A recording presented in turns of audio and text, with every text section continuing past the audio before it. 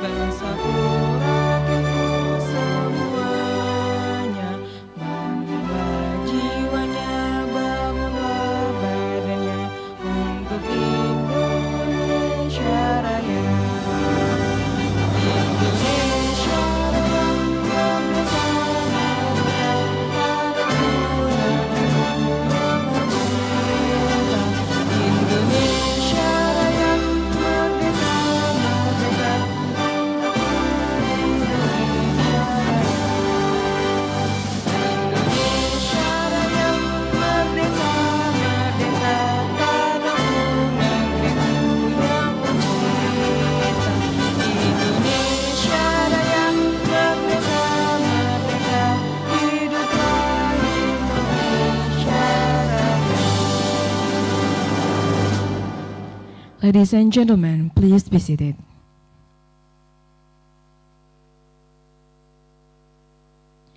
The honorable guests and participants, next we have a special cultural performance for all of you.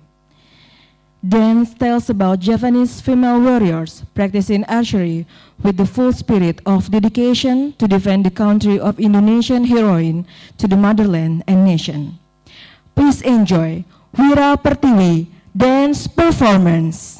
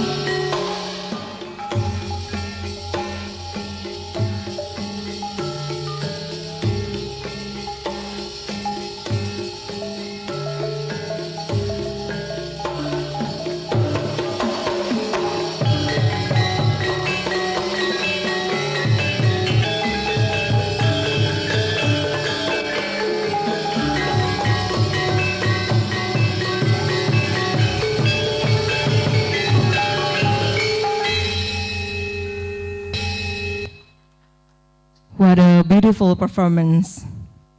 Ladies and gentlemen, for the next sessions, greeting delivered by the President of SEAPAFA, Ms. Karen Chan. Time is yours.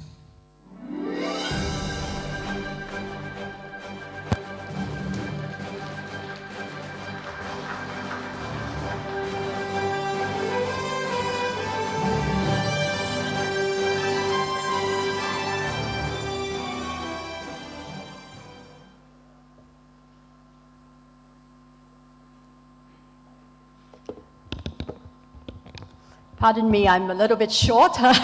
So I just wanted to, before we begin, say a very good morning to Mr. Imam. Thank you so much for the warm welcome. Yes, thank you. All right, and I would also like to say thank you and a warm welcome to esteemed colleagues of the National Archives of the Republic of Indonesia, the various staff and AV communities of government agencies, university and local archives, NGOs, students here on site at UNRI, and those of them joining us online. Allow me a minute to again put on behalf of SEAPAFA, Executive Council, the fantastic staff of UNRI, for managing the logistics of bringing us here from across the globe, both down south in the world, Australia, New Zealand, and in Southeast Asia. We have here the Philippines, Singapore, Thailand, and even online from up north in the USA, meeting here in wonderful Indonesia. This would not have been possible without your facilitation. This morning's seminar will be looking at the preservation strategies adopted by audiovisual archives. It is a particularly apt issue to address amidst the challenging environment that we are all in, from the involvement of technology to budgetary sort of management, and perhaps what might have been reflected as one of the defining crises of our times and humanity's biggest long-term threat. And you guessed it, it's climate change. You will be hearing from the panel some of the experiences of SEAPAFA's council members, touching on a wide range of topics, including technology, digitization, outreach through community archiving, and all the different kinds of strategies that an archive can take on and adopt. But I would like to leave you with one strategic thought. We must activate our imagination as archivists on how to advocate for our cause by explaining and emphasizing why and what we are doing in the archive. We can help people to understand the importance and purpose of our collections, not just touching solely and focusing on the technology or the technical operations of how, right? It must become part of our DNA, where we can apply and practice what we do in the archive. For instance, if we have governmental or rather environmental and social governance standards on, say, different kinds of technology or on sustainability, we should be practicing what we exercise in the archive to what we do as consumers outside of the archive, in our homes, with our families and our friends. Now, when we kind of adopt this as part of our life and we have that change of mindset, then only can our advocacy make an impact, and that we can then move on towards a kind of a change towards how we treat our collections and what we do on the outside of the archive. So on this note, I hope that you would take some of the strategies that would be discussed and adapt it to the purposes of your own institution, and thereby bringing about an effective change within the practices of what you do and outside of it. So on this note, I hope everybody have a really good time today, and hope to look forward to meeting and discussing some of these many issues with every one of you. Thank you very much.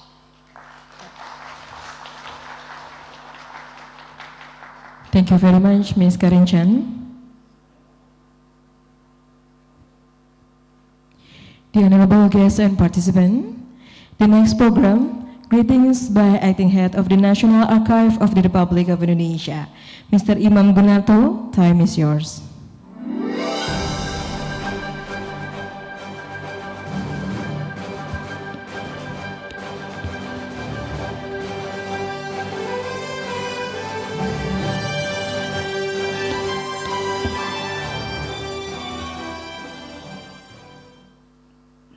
Bismillahirrahmanirrahim. Thank you very much, the Honorable President of SEPAFA, Ms. Karen Chen from Singapore. I would like to mention every guest here, and please stand up, and my colleagues here can see you properly. Treasurer of SEPAFA, Ms. Sanchai, please, from Thailand. Tepuk tangan, ya, give applause. Thank you, Mr. Sanchai. Executive Council Member, Ms. Rebecca Coronel from Australia. Ms. Rosemary Roque from Philippines.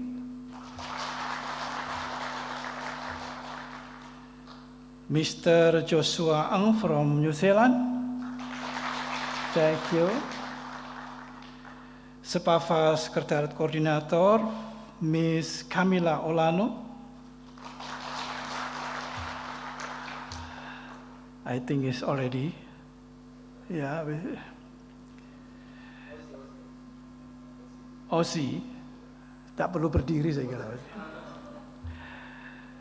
Secretary General of SEPAFA, Mr. Joshua Harris from United States, and now present by via virtual. Secretary General, Deputy, my colleagues, Director, and all participants who attending in on-site or online. Assalamualaikum warahmatullahi wabarakatuh. Om Swastiastu, Namo Buddhaya, Salam Kebajikan, good morning. Andri has become a full institution member of SEPAFA since 1997. This membership has become a form of multilateral cooperation of Indonesia government in the field of archive instead of our membership in the International Council on Archive, or ICA, and the Southeast Asia branch of International Archive, or SARBICA.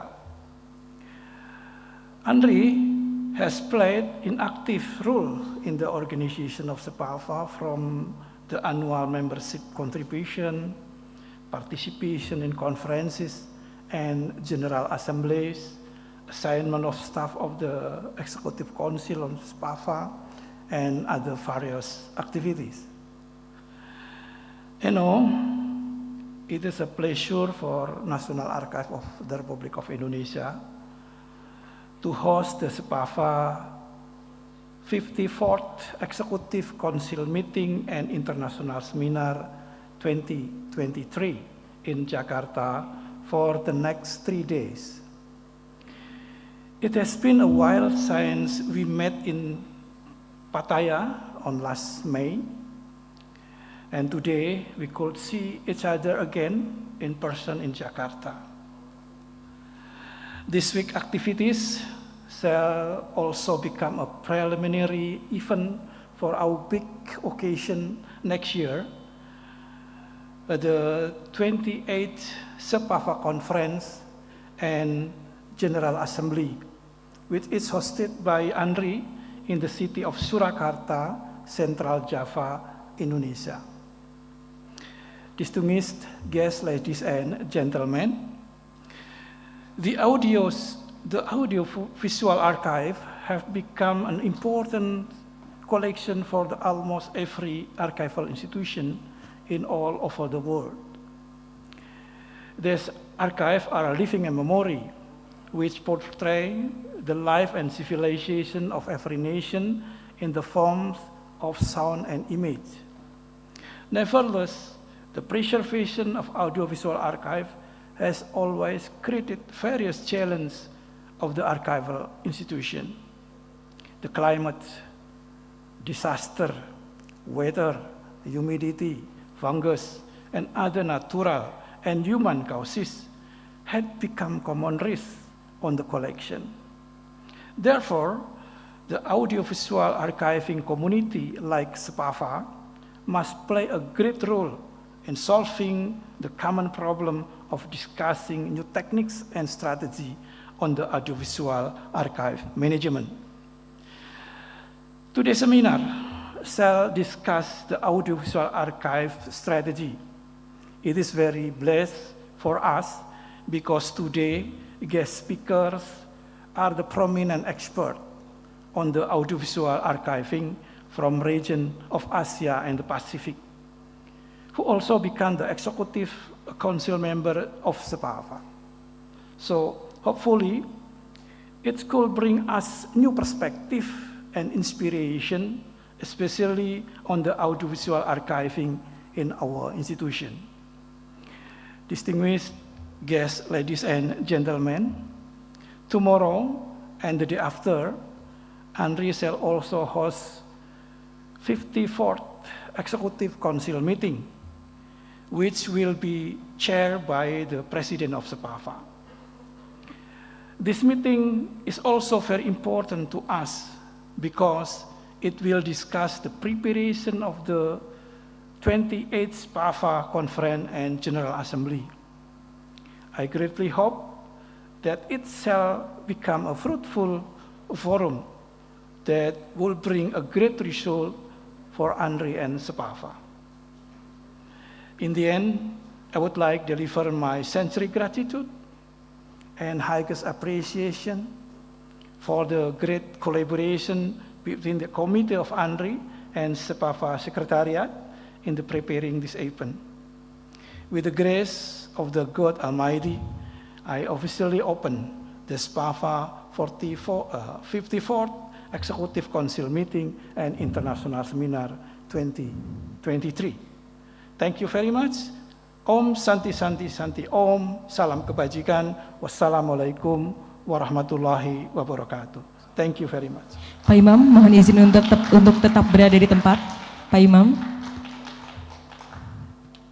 mohon izin untuk tetap berada di atas panggung. Selanjutnya kami mohon silakan Bapak untuk dapat menyentuh layar. Sebentar Bapak.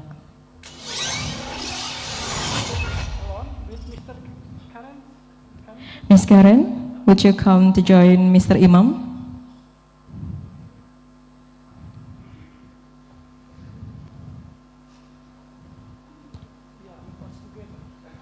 Okay, on the count 3, 2, 1. Ladies and gentlemen, please give big applause. Thank you, Ms. Karen and Mr. Imam Gunarto.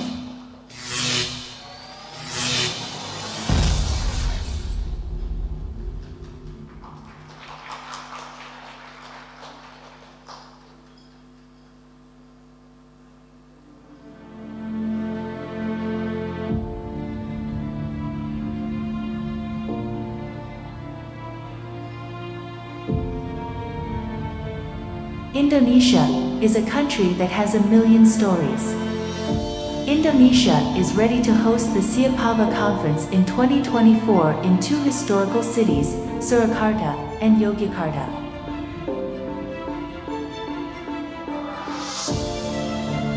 The city Surakarta, or we call Solo, is a city in central Java province, is the third largest city in the southern part of Java by population. The spirit of Java is the tourism slogan that Surakarta adopted for marketing purposes in an effort to position the city as the epicenter of Javanese culture. Therefore, it is not incorrect if many cultural communities have sprouted, especially preserve of audiovisual archives.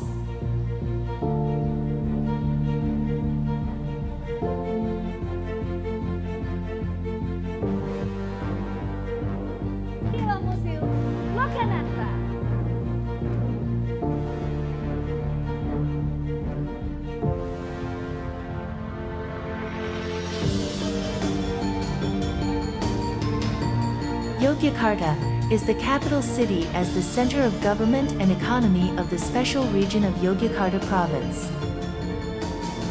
This city maintains traditional concepts and Javanese culture. Surakarta and Yogyakarta have many historical places which have become tourist attractions and gave rise to various communities engaged in culture, one of which is communities that focus on maintaining audiovisual archives. There are many preservation challenges in Indonesia as a tropical country, the obsolescence format and the vulnerable format to damage. The arrival of the experts is expected to advance the science of audiovisual archives by sharing knowledge, ideas, thoughts, and cultural exchange. National Archives of the Republic of Indonesia, or ANRI, is very concerned about archives with preservation programs. Following technological advancements, one of the preservation strategies is to digitize collections.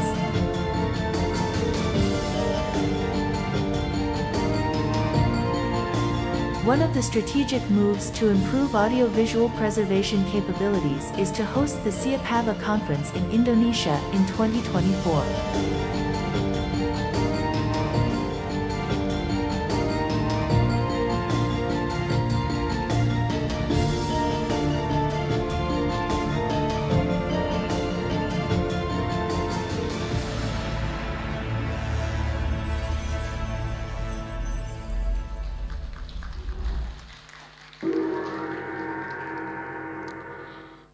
Distinguished ladies and gentlemen, our event continues with the agenda of photo session.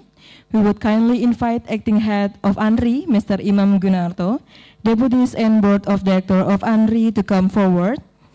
We also invite Ms. Karen Chen and all the Executive Council of SEAPAFA members to come forward to join the photo session on the stage.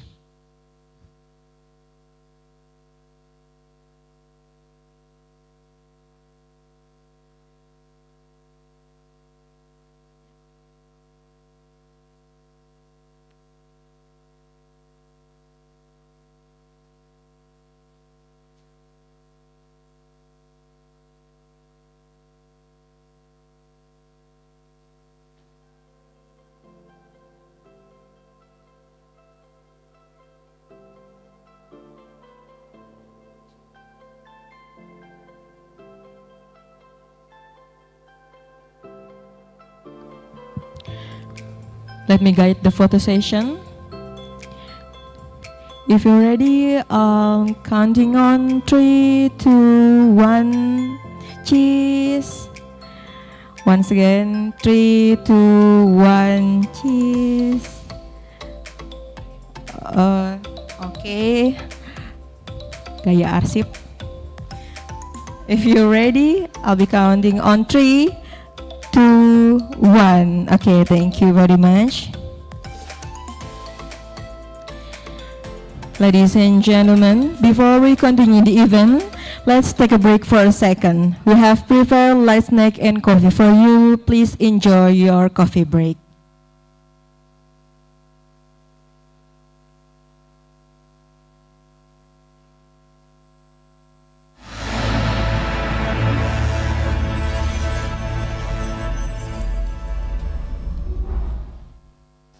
August 8, 1967 saw the birth of a new era for the nations of Southeast Asia. On this day in the Thai capital of Bangkok, the foreign ministers of Indonesia, Malaysia, the Philippines, Singapore and Thailand signed a joint declaration which gave birth to the Association of Southeast Asian Nations, ASEAN.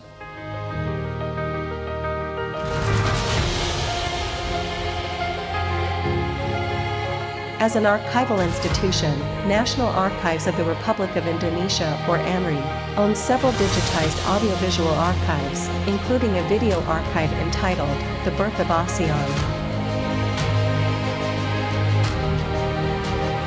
However, the condition of the video archives, with a duration of 38.34 minutes in the archive list of the 1982 from TVRI Video Collection Group, suffered some damage due to mold and magnetic tape problem.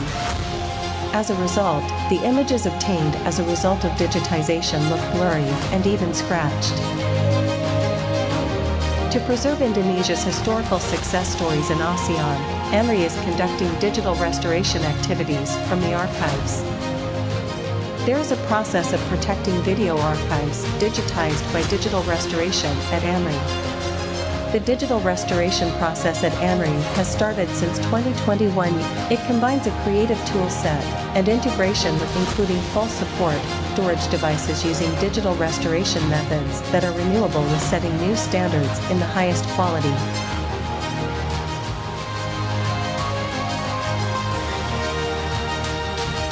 Let the video speak to us.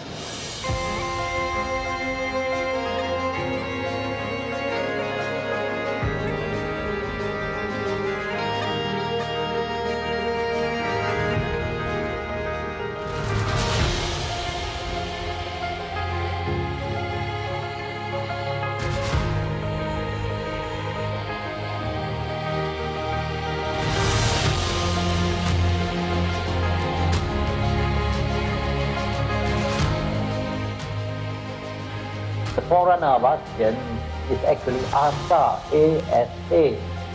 This was the formation of the economic pact among the three nations of Southeast Asia. And it was agreed, therefore, is to change the name from ASA to ASEAN.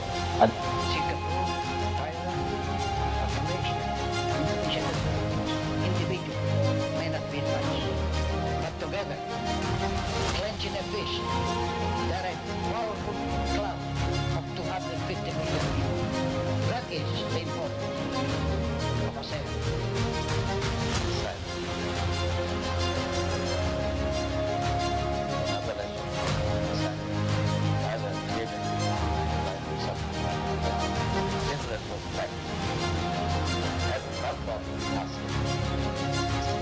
I think we have proven in the case of ASEAN that by working together, by cooperating with one another, we have well served our national interests. If we look back now, we must say we already achieved some important time. First, of course, we try very hard to come together to strengthen the spirit of the regional organization. And later on, of course, the program, political problem, we discuss from time to time. And the peace program, as we know, the Kuala Lumpur Declaration, keep also the understanding with the European community, with Japan, with Australia, even with the United States. I think that is the most achievement what we have done through this organization.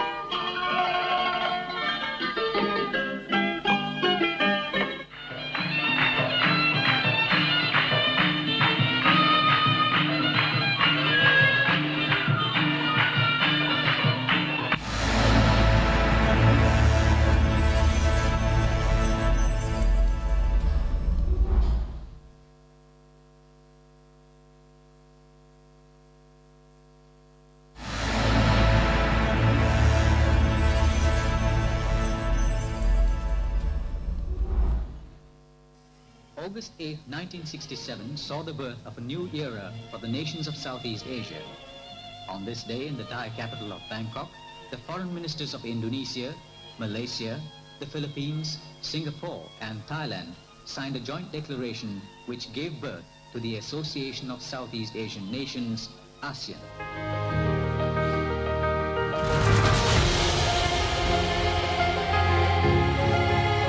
As an archival institution, National Archives of the Republic of Indonesia, or AMRI, owns several digitized audiovisual archives, including a video archive entitled The Birth of ASEAN.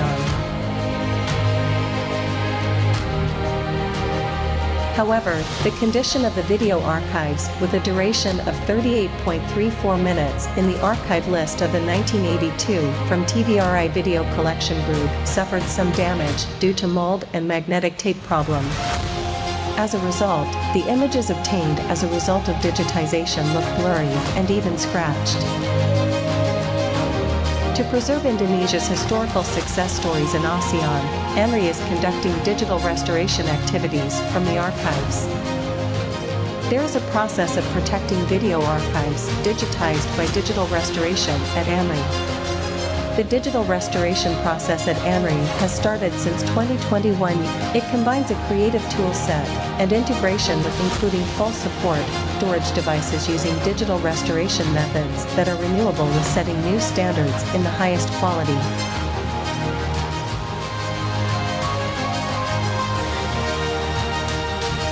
Let the video speak to us.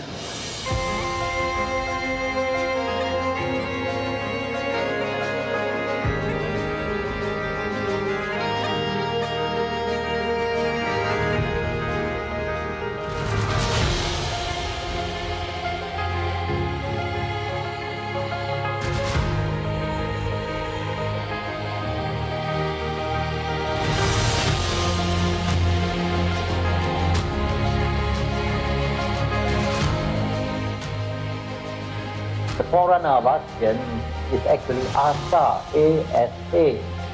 This was the formation of the economic pact among the three nations of South Asia. And it was agreed, therefore, to change the name from ASA to ASEAN. And Singapore, Thailand, Malaysia, Indonesia, individual may not be much, but together, clenching a fish, they're a powerful club of 250 million people. That is the importance of ASEAN.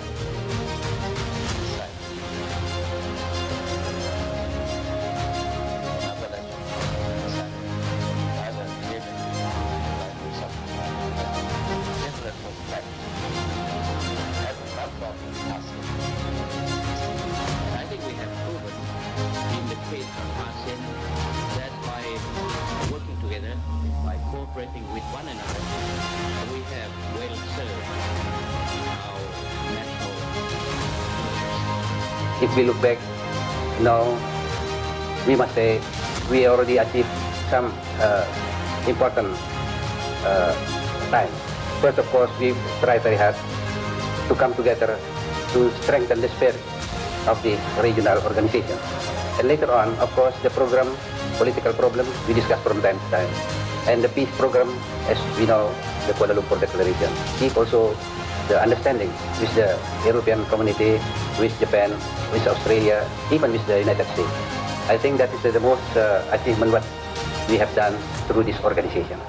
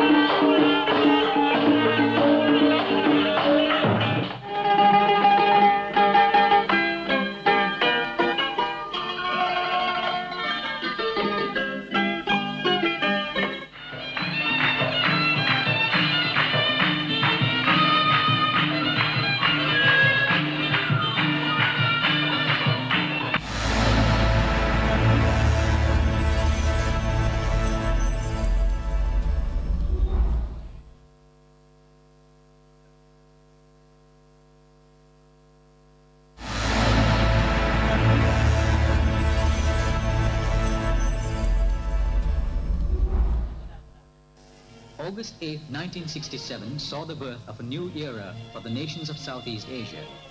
On this day in the Thai capital of Bangkok, the foreign ministers of Indonesia, Malaysia, the Philippines, Singapore and Thailand signed a joint declaration which gave birth to the Association of Southeast Asian Nations, ASEAN.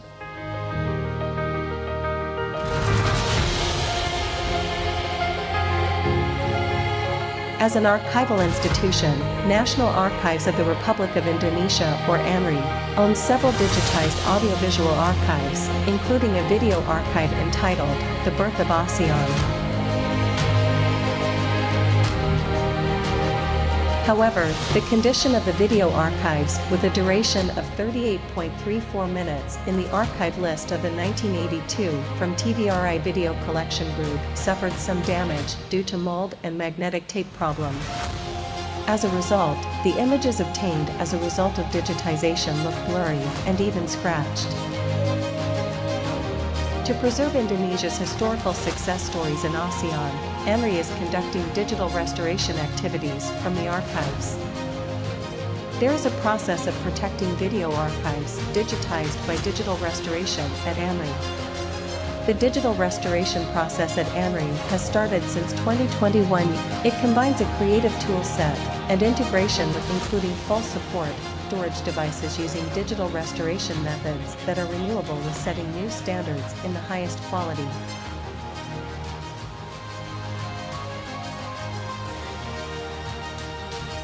Let the video speak to us.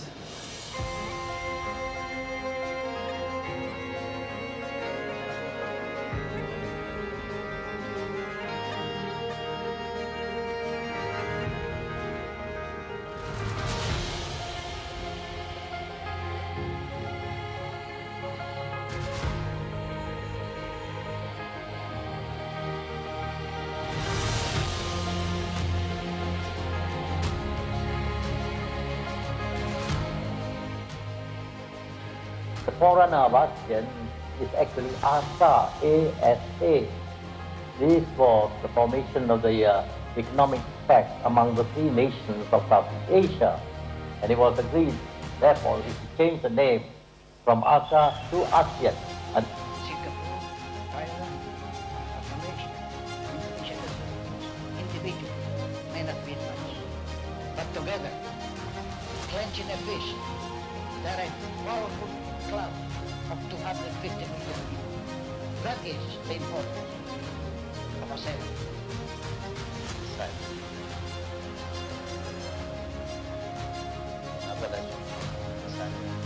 Either given by some intellectual fact as a platform ASEAN. And I think we have proven in the case of ASEAN that by working together, by cooperating with one another, we have well served our national interests. If we look back now, we must say we already achieved some important time. First, of course, we try very hard to come together to strengthen the spirit of this regional organization. And later on, of course, the program, political problems, we discuss from time to time. And the peace program, as we know, the Kuala Lumpur Declaration. Keep also the understanding with the European community, with Japan, with Australia, even with the United States. I think that is the most achievement what we have done through this organization.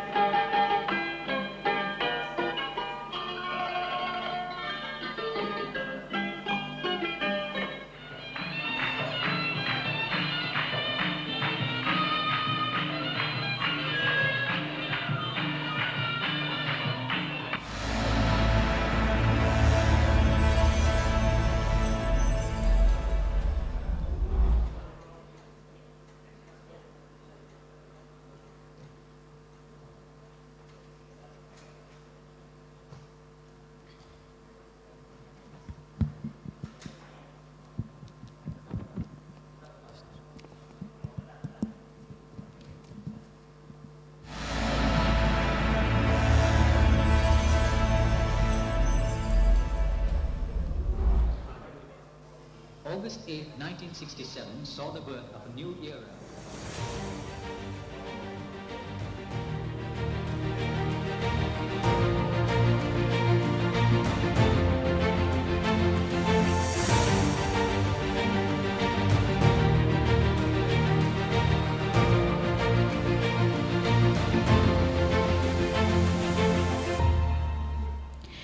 Excellencies, distinguished guests, participants, ladies and gentlemen, our event continues with the agenda of discussion by the panelists. As the leader of the panel discussion, I would like to invite the moderator, Mr. Ahmad Dedi Fauzi. Good morning, Mr. Oji. Good morning. Thank you, Mr. Asdi.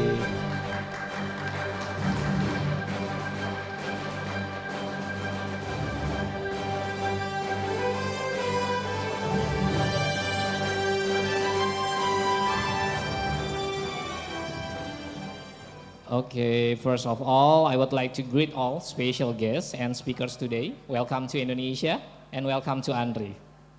Bismillahirrahmanirrahim. Assalamualaikum warahmatullahi wabarakatuh. Peace be upon us. Om Swastiastu. Namo Buddhaya. Salam. Salam kebajikan. Greetings of virtue. The Honorable Acting Head of Andri, Mr. Imam Gunarto. The Honorable President of Siapafa, Mrs. Karen Chan. The Honorable Deputy of Archive Conservation of Andri, Mr. Kandar. The Honorable General Secretary of Andri, Ms. Rini. The Honorable Deputy of Information Technology of Archives Andri, Mr. Andi Kasman, and the Honorable Deputy of Archivist Development of Andri, Mrs. Desi Pratiwi. The Honorable Secretary General of Siapafa, Mr. Joshua Harris, online today. The Honorable Treasurer of Siapafa, Mr. Sanchai Chotiro Serane. And the Honorable the members of the Executive Council of Siapafa, Mrs. Rebecca Cornell, Mrs. Rosemary Rose, Mr. Joshua Eng, the Honorable Administration Secretary of Siapafa, Mrs. Camille Olano. Distinguished Principal Archivists, Directors, Head of Units of ANRI, distinguished of ladies and gentlemen, participants of today's international seminar, a very good morning to all of you. It's great to see you all. May you be always blessed with health and happiness. Amin ya rabbal alamin. Okay. Praise to Allah God Almighty for His blessing that we could be here today to participate at the international seminar Audiovisual Archive Preservation Strategies. Before we start the session, I would like to introduce myself. My name is Ahmad Dedi Fauzi. Please call me Ozi. I am a senior archivist at National Archive of Republic Indonesia, ANRI, and also one of the member of the Executive Council of Siapafa. As the moderator, I would lead the presentation and discussion sessions. Okay, I would like to remind the speakers before they present their papers that all speakers are to present their papers is 15 minutes. There will be no interruption for participants during the presentation. Discussion session will be after all speakers present their papers, and it will take for the 45 minutes. For the participant in this room, you may raise hand to ask question. For those in the Zoom meeting application, please type your question in the chat room feature, or you may choose raise hand feature to ask question directly to the speakers. And participants can hear Indonesian language with the click on the interpreter on the Zoom application. As I have announced before that today, we are going to discuss about audiovisual archive preservation strategies. The law of the Republic of Indonesia number 43 of 2009 on records and archives administration state that audiovisual archive are included in the non-textual archives. Audiovisual archives can only be read and used with the help of special tools such as computers and digital players. We can see or hear the audiovisual archives by using special equipment. There are numerous physical forms of these archives. They might be in the form of images, films, video recording, sound recording, microfilm, microfiche, and electronic media. Today we are going to focus on the films and the magnetic video archive, which keep moving image and sounds. The audiovisual archives are highly important since they keep essential information inside. For this reason, it is necessary to preserve the physical condition and the information kept in these audiovisual archives. One of the ways in preserving the audiovisual archive is to arrange and describe the archives based on the information inside it, make it easier to be accessed. These archives are repository in depots which are designed to meet the requirement of preserving physical condition of the audiovisual media. Repository activities are closely related to the maintenance of the audiovisual archives itself. As a tropical country, Indonesia is struggling in maintaining the condition of the audiovisual archives. The temperature is unbearable for them, and most of these archives become moldy or damaged. Temperature and humidity hold important role in preserving audiovisual archive. Unstable temperature and humidity will result damage to the archives due to the unstable temperature and humidity. The archives must be kept in the cold storage. However, the condition of cold storage room is often unstable. It's the change in season in Indonesia. In addition, lack of the human resource, funds, equipment, and limited storage space for both physical and digital audiovisual archive worse the condition of the archives. Thus, it is urgent for Indonesia to find the best preservation strategy for maintaining to the condition of the audiovisual archives. Not only Indonesia, the countries which are located in Asia and Pacific also face the same problem. What is the best strategy to preserve the audiovisual archive in the tropical climate countries, specifically in the region of Asia and Pacific? This question is often raised. Thus, in this seminar, we would like to discuss on problems related to the preservation of audiovisual archive by answering the following question. Does the preservation of audiovisual archive in Indonesia have the same procedures as the one that is carried out outside Indonesia? Can artificial intelligence technology support the process of the preservation of the audiovisual archive? What kinds of new technology and system that can be used for the preservation of magnetic videotape archives, and who should be involved in the preservation of these archives, and what kinds of qualification that is needed? Well, I think that's question might represent one of the 1,000 questions that arise. Let's hear together what the speakers will answer to the question discussed more in this matter in the discussion session. It is a great opportunity for all of us who attend the seminar today, since we have a remarkable speaker who will share their amazing knowledge to us. Hello, how are you guys? I'm truly honored to be with you today. Not only I will lead the session, but also I'm given the opportunity to meet with some friends from SEAPAFA. The last we met in was in Pattaya, Thailand, right? During the last SEAPAFA conference early this year, I also see some familiar faces whom I casually met during the online meeting. Hello all, it's nice to see you again. Okay, we have extraordinary speakers today for all of you, since they are the experts and professional practitioners in the preservation of audiovisual archives. We have Mr. Joshua Harris via online from United States of America. Hello, Joshua.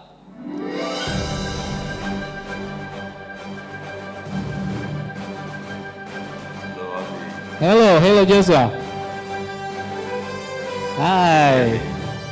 Oh, for the best. Okay, hello, how are you, Joshua? Good, thank you. Thank you so much. There. What time is that? Midnight? It is 9 p.m. Wow, well, hopefully the connection will run well when you do this presentation. Okay, we also have a speaker from Australia, Mrs. Rebecca Coronel. Hey, Rebecca, how are you? I hope you can enjoy your time in Jakarta. Do you take off the food for the Indonesian food? Yesterday, you can, okay.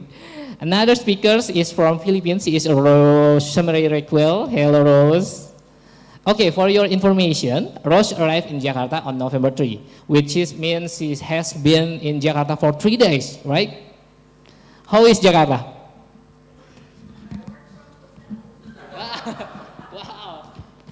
From hotel and you go to outside for yesterday in Wajan Sunda.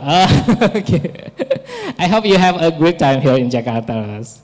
And finally, speaker from New Zealand. Oh yes, today. Oh yes, today we have the same name, Joshua Harris from USA and Joshua Ng from the New Zealand. Okay, Joshua, can you speak Malay? I think. So can you speak Malay sikit-sikit? Berbahasa Melayu untuk menjawab pertanyaan. Okay, yes. Alright, before I lead the first speaker to present his topic, please for all the speakers to get from the sofa to the front. Okay, give me applause. Yeah, Miss Rose. Miss Rose, okay.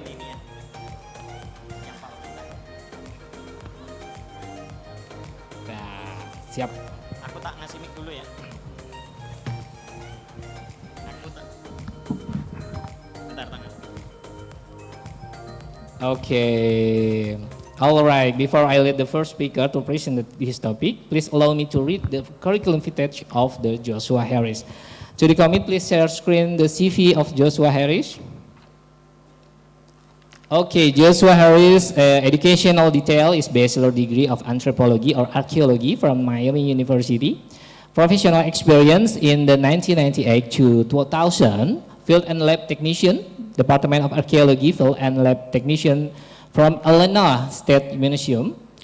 And the 2001 to 2004 museum technician, and 2002 and the 2009 archives manager, and the 2009 to 2011 as the senior electric research technician, senior electronic research. Okay, October 2011 as the media preservation coordinator, and the 2017 as the present as the Secretary General of the Executive Council Southeast Asian Pacific Audiovisual Archive Association, or SIAPAFA. Well, without further ado, Joshua Harris, the floor is yours.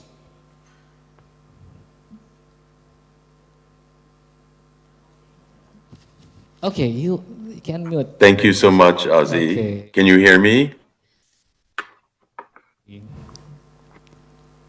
Okay, the floor is yours, Okay. Joshua. Okay, thank you. Let me try to share my screen so you can see my PowerPoint.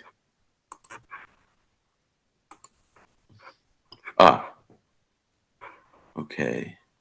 Can you see my PowerPoint?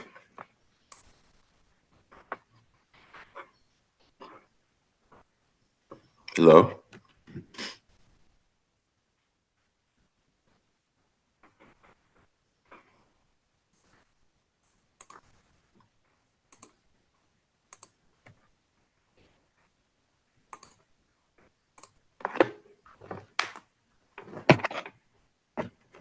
Can you all hear me? I can't hear anything. I'm sorry.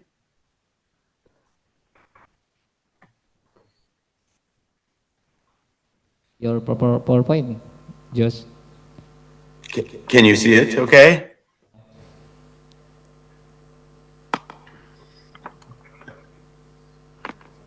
Okay. So Okay, you can see my PowerPoint. Yeah. We can see. Okay, great, your- great. yeah. Okay, wonderful, wonderful. Okay, I'm going to discuss some prioritization strategies for audiovisual digitization and preservation. Thank you so much for allowing me to speak to you from so far away. So sorry I could not be there in person, but I will look forward to seeing you all next year. So thank you so much. There's a lot to go over, but I know we have a short amount of time. So if you have any questions or anything, I'm happy to take them either during this symposium or after any time. So one of the most difficult tasks of the many difficult tasks in the world of audiovisual preservation is trying to determine the priorities of which materials to preserve and eventually, hopefully, digitize. This type of dilemma is not new to many collections. Many institutions are forced to make difficult decisions daily in all of their collections, audiovisual and otherwise. However, due to the limited lifespan of AV materials, we know that many of these decisions need to be made in a much shorter time span, or we face the real possibility of losing AV artifacts. Fluctuating budgets and dwindling human resources, many archives and preservation programs in the modern era must make sure to use their resources in a very efficient and sustainable manner. Prioritization of collections becomes one of the most important challenges. And I'm going to talk a little bit about all of these as factors in determining priorities. The formats themselves, the evaluation of content, how a format degrades, availability of playback equipment, and as I mentioned, human resources and budget. There's not going to be time to go over all of these in great detail, but I will touch on a little bit of each. We know at this point that digitizing AV materials is the thing that we do to preserve them long term. But why are we digitizing from a high level? Is it in order to simply preserve the items for long term, for the future? Is it to access for the ability for people to access materials? Is it both of these, or is it neither? A lot of times, the institutions have trouble answering even these basic questions, but we have to make sure we're doing things for the right reason. And hopefully it is, both of these, preservation and access, go hand in hand. And that's why archives exist, for people to be able to access materials. And in order to do that, they need to be preserved. But how much time does this really take? In my institution here at the university, we did a survey of a census of our university campus about 10 years, almost 10 years ago now. And at the time, we found over 400,000 items. As of 2023, we have only had the ability to transfer about 5% of that to digital. In order to digitize all of these items at the rate we're going is going to take 85 years. Unfortunately, we don't have 85 years, and so we need to prioritize. But however, it is often impossible to prioritize items without any knowledge about the materials themselves. These pictures are boxes of videotapes that have very poor labeling, and it's very difficult to know why or how to prioritize or put these items into a preservation program without knowing anything about them. So this is the first layer of knowledge that needs to be some information about. Otherwise, they're going to fall further down the priority scale. And this is exactly what I'm just mentioning, that our knowledge of the content, what type of information and what is captured on the legacy media is the most important item, the most important thing that is necessary. We're not always going to know a lot about them. Pictures like these, there's very little known about these films, but that's why a lot of times we have to also look at the present condition. So it's a multi-dimensional approach. Sometimes there's too much information about items. The last pictures were items that had no information about them. Sometimes we have so much information about an item that it confuses the process. Many times our materials are finding their way into archives long after the people who originally produced them or made them are long gone, and many items have so much materials written on them that nobody knows exactly what all this stuff means. So sometimes information can be overwhelming.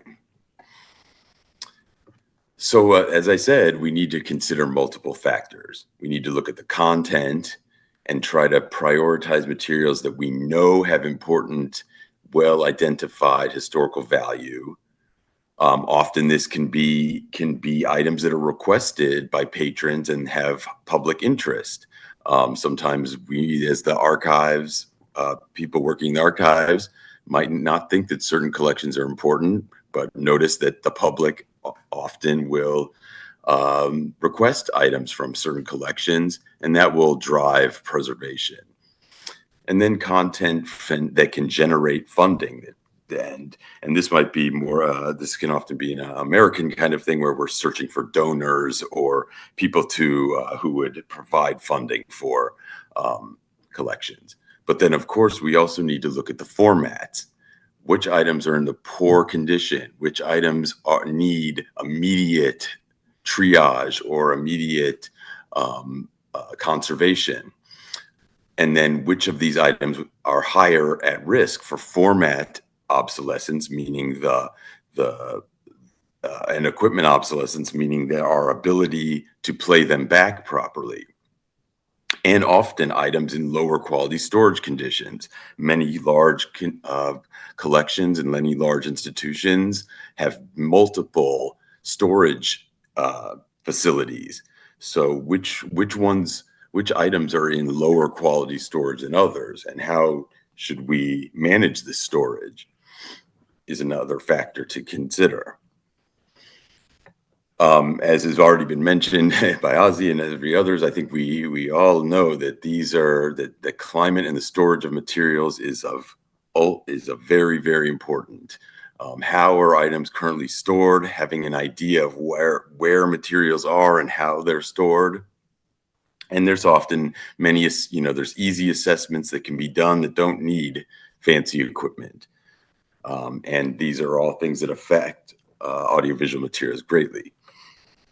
I'm going to speed up a little bit here because I know we're on time. So I'm going to run through this next part very quickly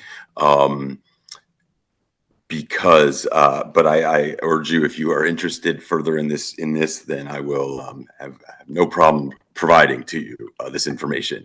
I mentioned equipment obsolescence, and this is a very big factor.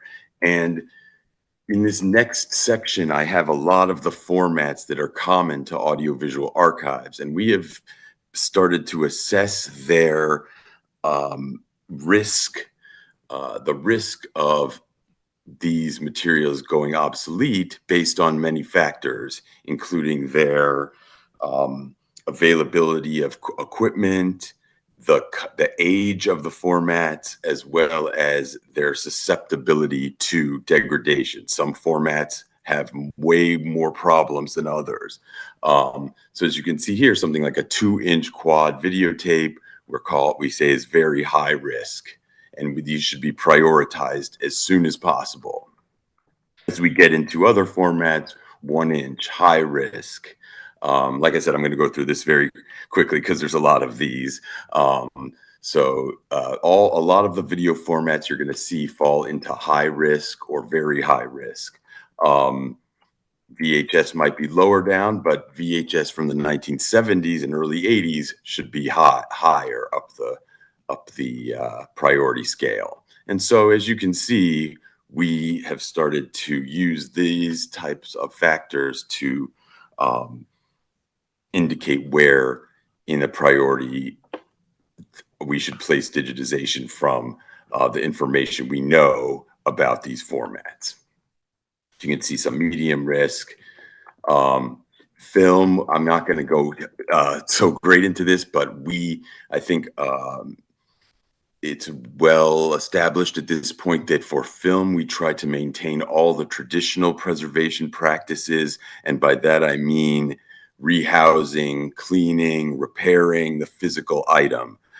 We consider the film to be one of the most important formats that we have, and we try to maintain the film as a physical item, whereas videotape and audio tape oftentimes are going to be, we know that they are not going to last very much longer.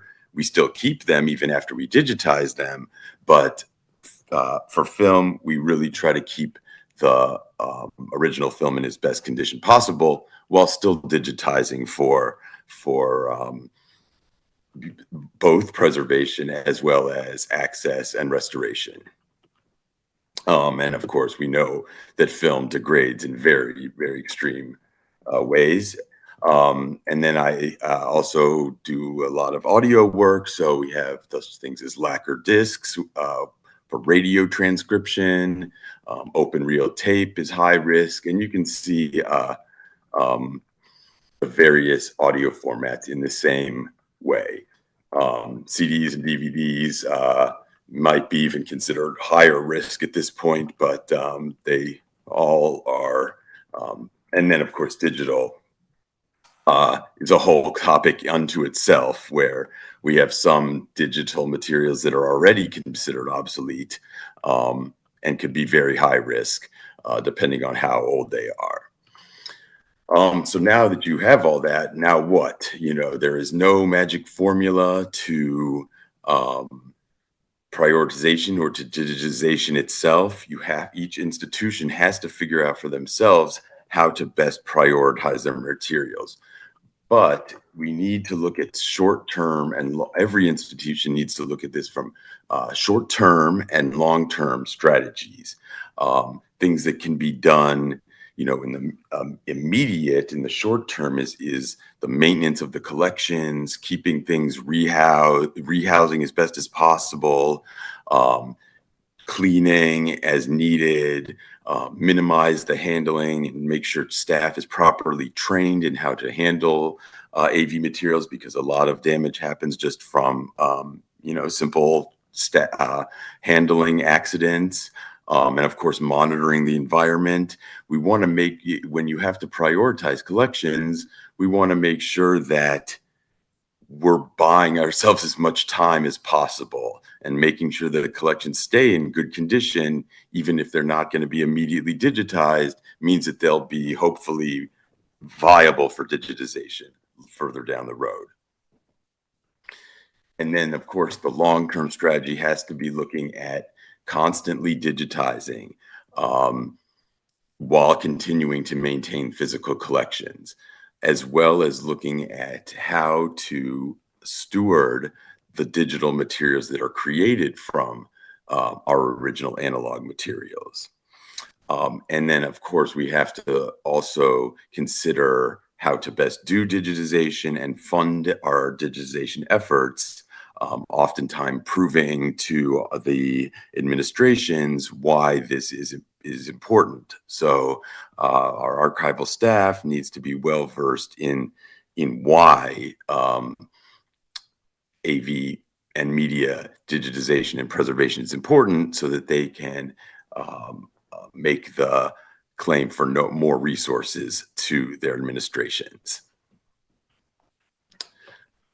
There are assessment tools out there. This is one we developed at the University of Illinois that is helpful in it's a collection ID guide, as well as a tool that archives can use to help prioritize collections based on conditions. So as you can see, we're looking at prioritization is a complicated and multifaceted challenge. We must make the best use of our valuable time and financial resources, and digitizing without knowledge or doing mass digitization digitization projects without a solid plan in place can be very wasteful. And for institutions, I think we're going to hear about some other institutions that have done a lot of work to make mass digitization possible. But that work that's a lot of work in and of itself. And we need to prove that our efforts are worth funding and that these materials are worth preserving. And the better we can do that, the better we can prioritize our materials, and the more of them we can preserve for the long term. So with that, thank you so much. It's been a pleasure speaking to you from so far away this evening and this morning. Yeah, thank you so much. You give me applause for Joshua. Thank you for a very thought-provoking presentation, Josh. Let's give applause to Joshua again. You're welcome. I'm sure there will be many questions for the participants. For the participant who want to ask question in Zoom application, please click the raise hand icon and write your question in the chat box. For participants in this room, please wait until the discussion session finishes. Okay, from what has been presented by Josh, so I would like to take notes on his focal points. Firstly, audiovisual archives are regarded rare and unique, but at the same time, they keep essential information. Secondly, we need to conduct preservation of audiovisual archives to protect the information, and we need to maintain them to be accessed and to improve their access. Digital preservation for audiovisual archive is highly important to preserve the digital content of information so that the information keep inside would last longer. Well, now let's move to the second speaker, Rebecca Coronel. But before that, I would like to introduce you Rebecca's curriculum footage. Okay, to the committee, please share screen, the CV. Okay, the curriculum footage for the Rebecca Coronel, education detail for the 1991 to 1993 Western Sydney University Bachelor of Arts, Visual Art, Art History and Criticism, and 1995 to 1996 Graduate Diploma in Applied Science, University of Canberra, Cultural Heritage Management, and 2016 to 2016, oh, you for the, have the join Oxford Cultural Leaders. Whoa, wow, amazing.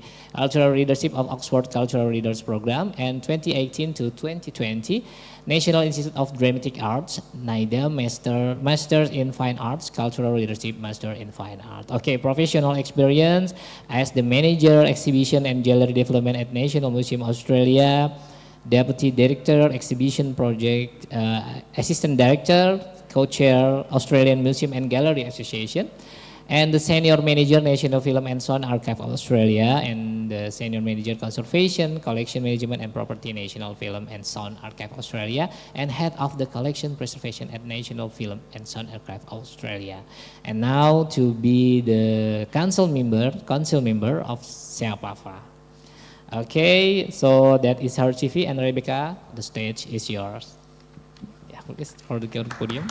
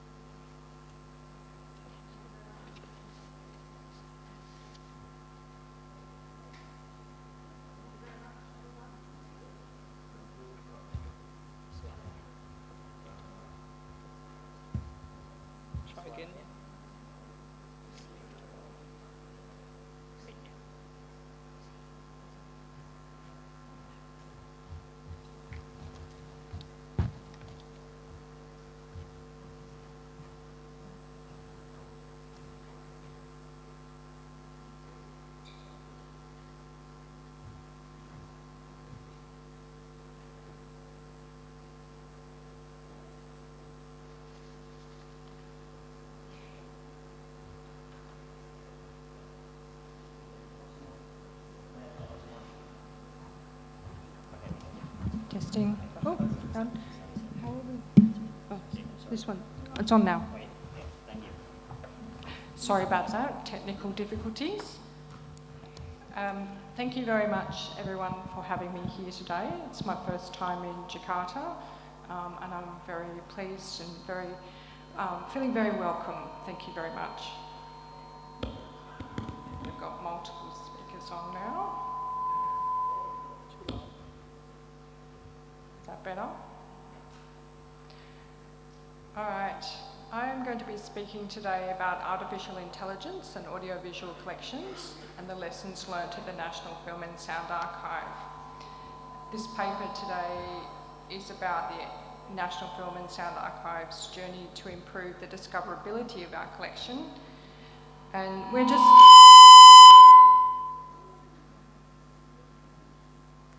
That was very loud. Whoop.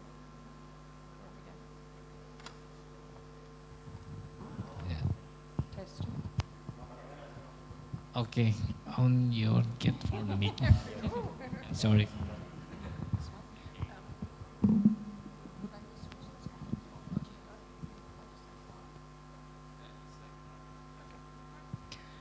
Okay, I hope that, oh, that's much better, isn't it? Wonderful, fantastic.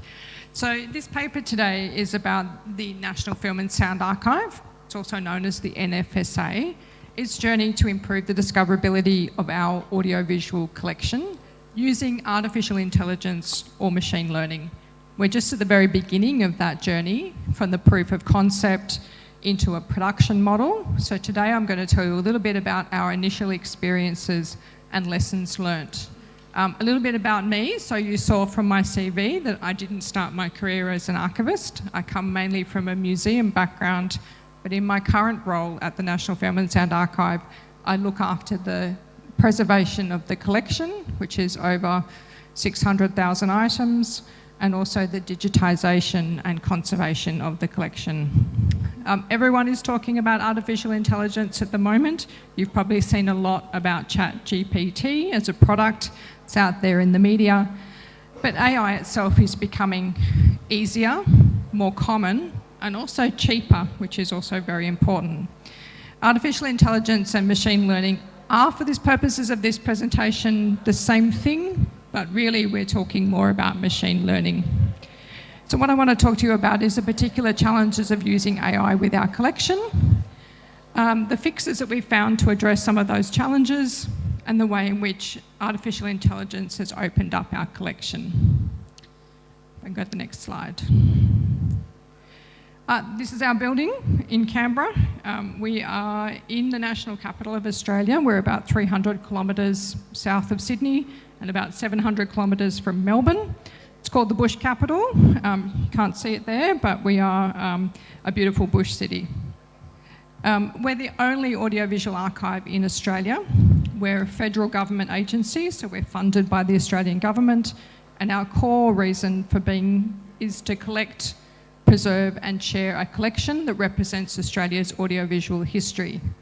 The institution itself, so this building was established in 1984, but our collection actually dates to 1935, which makes us one of the earliest audiovisual collections in the world. Today our collection numbers over 4 million items, representing every audiovisual format from the last century. So that number, 4 million, is very important to remember because it is why we're looking into artificial intelligence. You can look at our collection on our website. There's lots and lots of parts of our collection there, but our collection is roughly divided between half between analogue and half is digital, and nearly all of the material coming into our collection now is born digital. So just a little bit about our collection. Next slide. We have film, so we have everything from the earliest of Australian film, from the silent film through to, visual there from The Sentimental Bloke, which is created in 1919, through to Australian classic film. Our digital collection, which includes born digital material, is currently 7 petabytes in size, which is quite substantial, and we also hold 3 copies of that collection. So all up, we're holding 21 petabytes of data. Our physical collection is in Canberra. Next slide. This is part of our physical collection, so we also collect all of the other material that goes with a film, for instance, so costumes, props, scripts, images, equipment, all kinds of things. Next slide. We also collect all kinds of sound, so everything from lacquer discs through to wax cylinders, to vinyl records, to radio. So we directly download radio from broadcast, so we select across 20 different radio stations in Australia every day. We record 24 hours at a time, and then we switch to different programs. So we have a lot of sound in our collection. Next slide. We also collect oral histories, so we interview people about their careers in sound and screen, and those interviews can take days. Some of our interviews might come into our office and we talk to them for quite extensive periods of time. It creates a lot of information. Next slide. As I said, recorded sound, we have all kinds of components in our collection. We collect from Australian music companies, but we also collect directly off the internet. Next slide. As you saw in Joshua's presentation, we all have the challenges of magnetic media. This is part of our storage vaults at our facilities. We have around probably 400,000 items of magnetic media in our storage vaults. This includes everything from broadcast TV, through to news broadcasting, sports, all kinds of things that have been put to television in Australia across the last 60 years. And these vaults are getting full. We have a lot of material. Next slide. And then finally, we also collect video games. And video games includes interactive media, so all kinds of gaming technology, and also social video, so things like YouTube, Instagram, Facebook. You might be aware that video gaming as an industry is now bigger than film and television combined globally. So video gaming itself is now an absolutely enormous business, and the Australian government has a tax incentive to help producers make videos, and we collect the end result. All right, next slide. So why do we need machine learning? Our challenge is to find the content within those 4 million items that we have. So we rely on two different ways at the moment to look into our collection. One is our collection catalogue. Nearly every archive in the world has some kind of collection catalogue, and it relies on someone having to look into the media and then record against the collection database. So an accessioner, as we call them, might look at the title, the creator, the specifications about length, the type of format.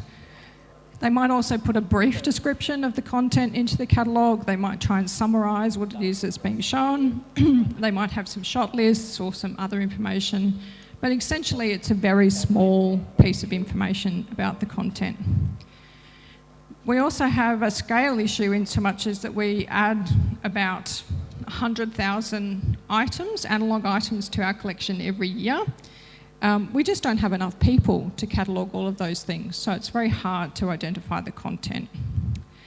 Often they can create that brief summary, as we said, but if you get, as we did in 2022, 6,000 episodes of a soap opera called Neighbours, there's no way that our accessioners could do detailed records for 6,000 episodes of TV.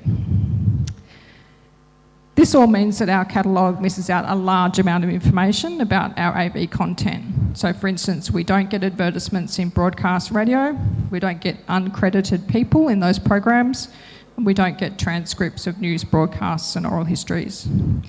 The second thing, of course, that we use at the moment is people. We have lots of experts that we employ, and knowledge about the collection built over time can't be discounted. And in fact, in some ways, it's the most important catalogue that we have, but there's nothing that can replace that experience of a staff member. Staff members also have thematic knowledge, so they know how things were acquired and who they came from. They know a lot about the collection from drawing parallels across different parts of the collection. So, but not only does that expertise take a lot of time to develop, but staff, of course, eventually retire or they move on to another institution. So what do we do about that? Next slide.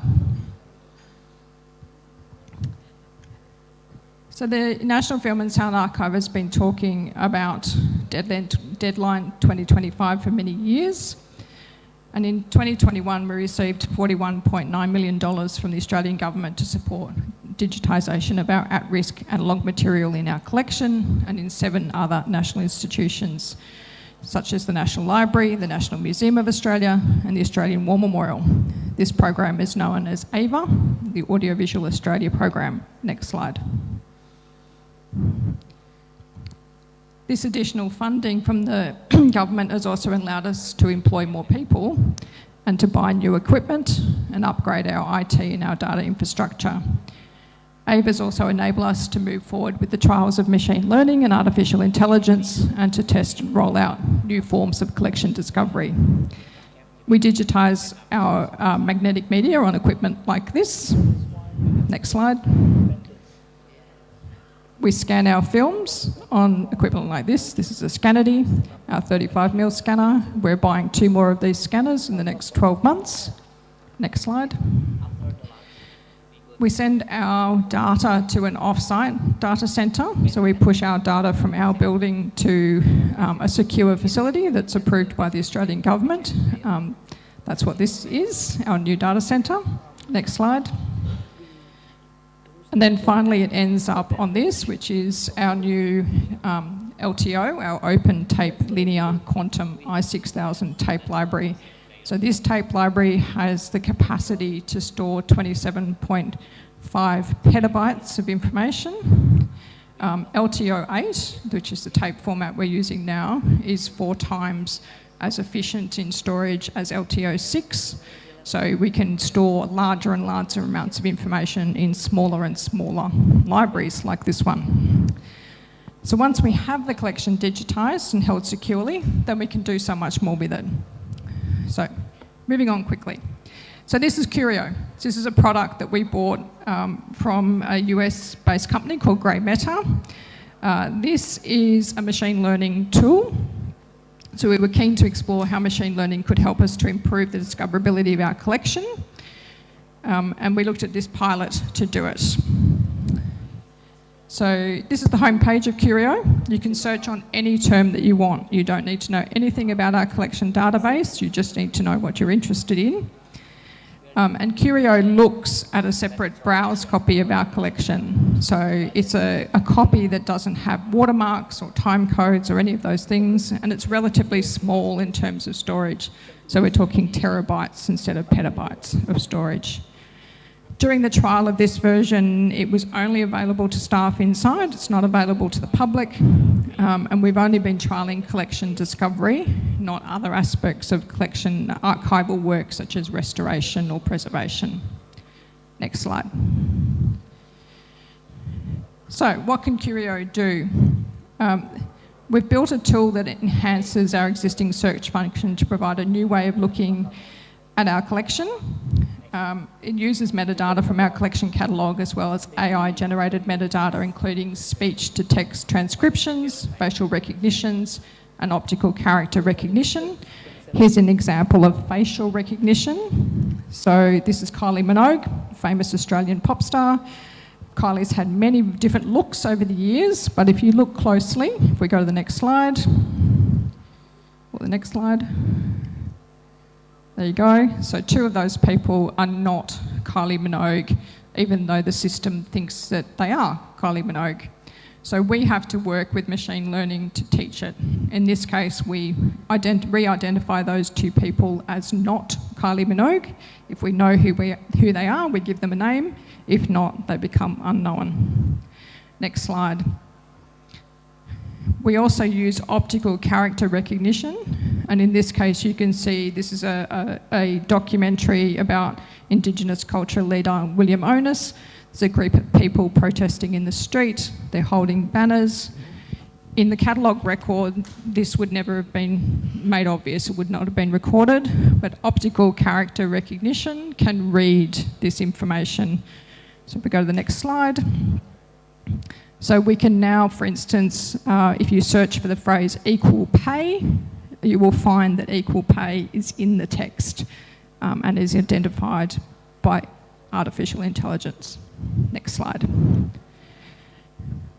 We can also look at identifying audio. So in all of our oral histories, there's a lot of information. In 1963, one of our former Prime Ministers is famously known to have said, "I did but see her passing by, and yet I love her till I die." We would never have known that that was in our collection if it was not for artificial intelligence, because it actually transcribed all of the content of that particular recording to make it searchable. And not only does it make it searchable, but it searches it for it in a way that allows you to go directly to the content without having to listen to the entire piece or without having to scroll through very slowly. Next slide. Next slide. We can also look at visuals that appear in material. So we have lots and lots of home movies. Home movies often have visuals in them. This system allows optical character recognition to actually identify places and names and descriptions within the content. Moving on, next slide. So really, I'm running out of time, so I'm going to be quick. What did we learn? We really learnt that we need to work with artificial intelligence and machine learning.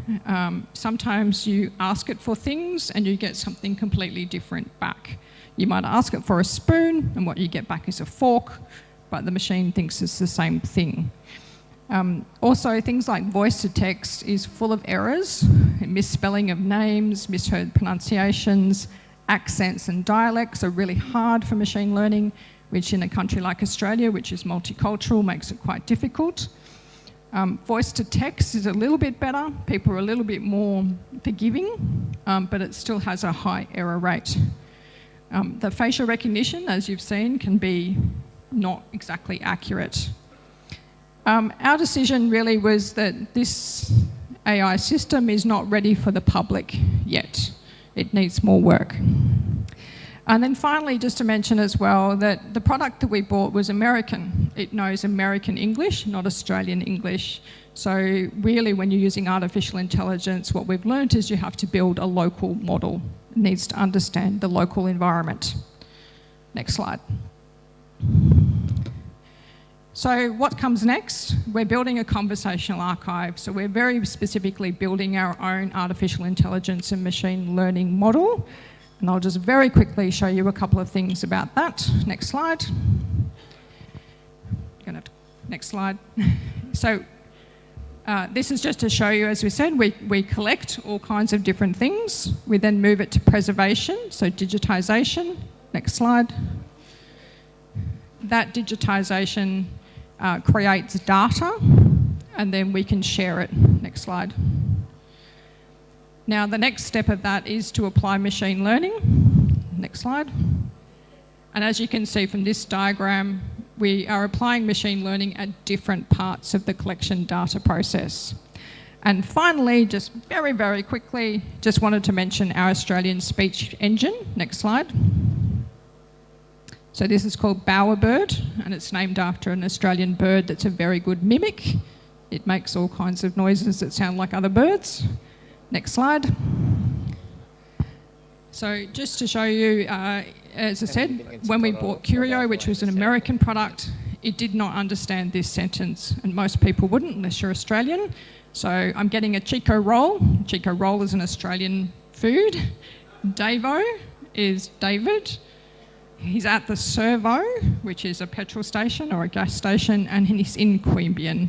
So none of those things were identified by the American product, but they're all things that we talk about regularly in Australia. Next slide, final one. So in summary, our catalogue allows us to do quite complex interrogations, but it's not everything. It doesn't provide us with a lot of information. We also need humans. We're always going to need humans in our staff to interpret the catalogue and information about our collection. But artificial intelligence gives us that extra layer of information. There are dangers and limitations, and we're learning more about those, but there's also great opportunities. We've got a small team of people working on artificial intelligence and machine learning. And indeed, next year, in October of next year, we're going to be hosting the International Artificial Intelligence for LAM, which is Libraries, Archives and Museums in Canberra in Australia. So we'd really love to see you attending that conference if you are interested in artificial intelligence. Thank you. Thank you. Thank you very much for the remarkable presentation, Rebecca. Let's give applause for Rebecca. Okay. I'm sure that many of you would like to ask more on her presentation, but please keep it until the discussion session. For those in the Zoom meeting, you may start to type your question in the chat box. From what has been explained by Rebecca just now, I would like to highlight some important points.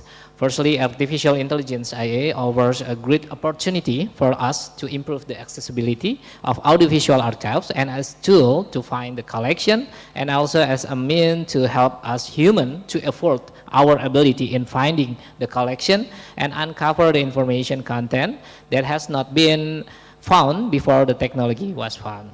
Secondly, the ability to discover the content of the audiovisual archives depends on the quality and breadth of data stored in the catalog.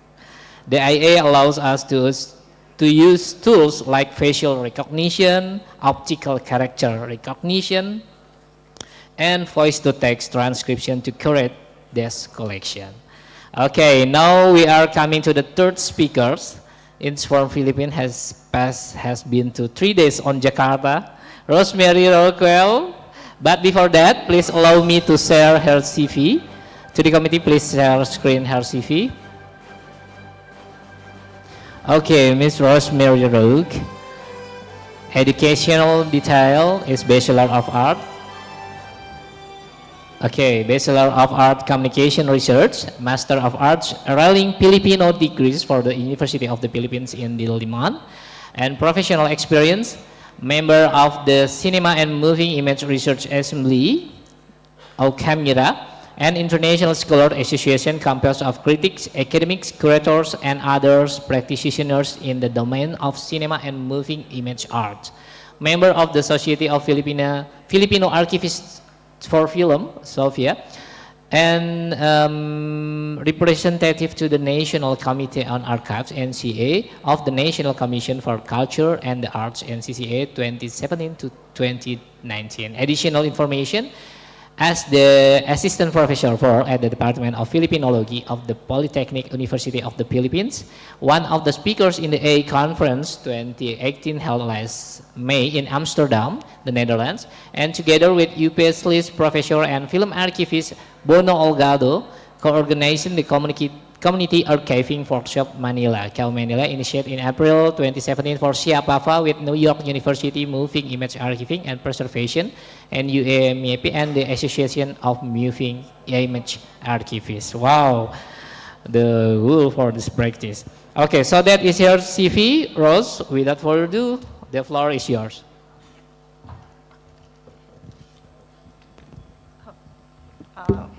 Okay.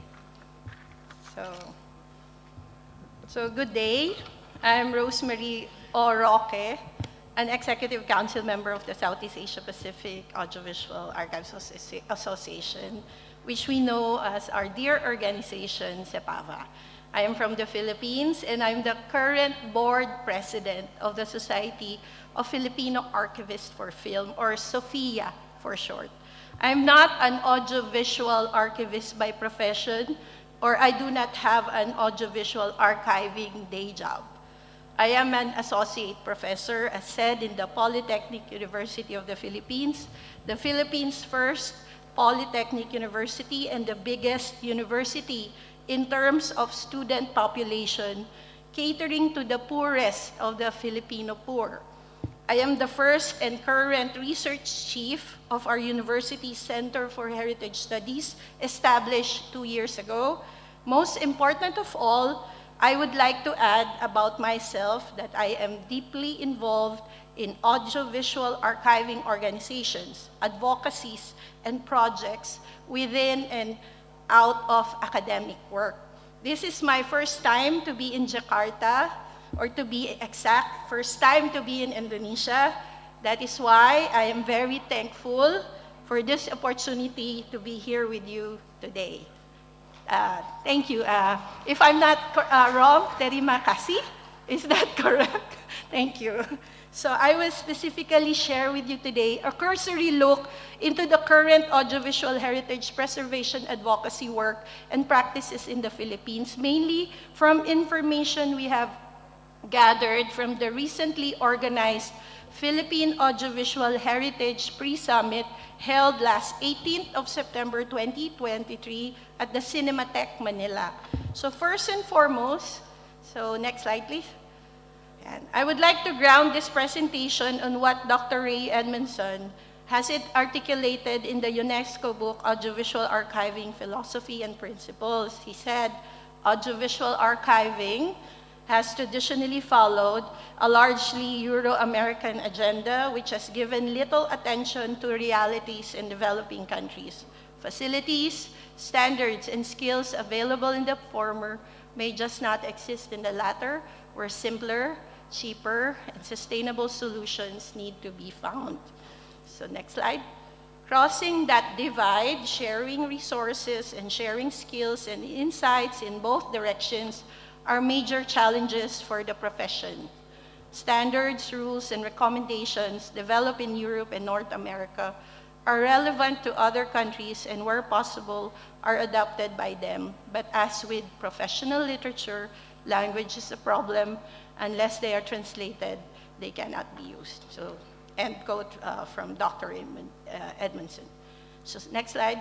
With this point in mind, as I have mentioned, in last September 18, we held the Philippine Audiovisual Heritage Pre-Summit, attended by SOFIA members and non-members who are equally involved and or are interested in audiovisual archiving and preservation. It was held on the occasion of the 30th founding anniversary of our organization, with our lead institutional members, Philippine Film Archive, or PFA. SOFIA took the initiative to hold the Philippine Audiovisual Heritage Pre-Summit to pursue the aspirations of binding together for collaboration and sustainability our efforts for AV heritage preservation. So the Pre-Summit has a form of panel presentations like this one to bring together advocates, custodians, and stalwarts of audiovisual collections to share their archival initiatives, projects, and practices in order to preserve diverse audiovisual works with historical importance and cultural merit.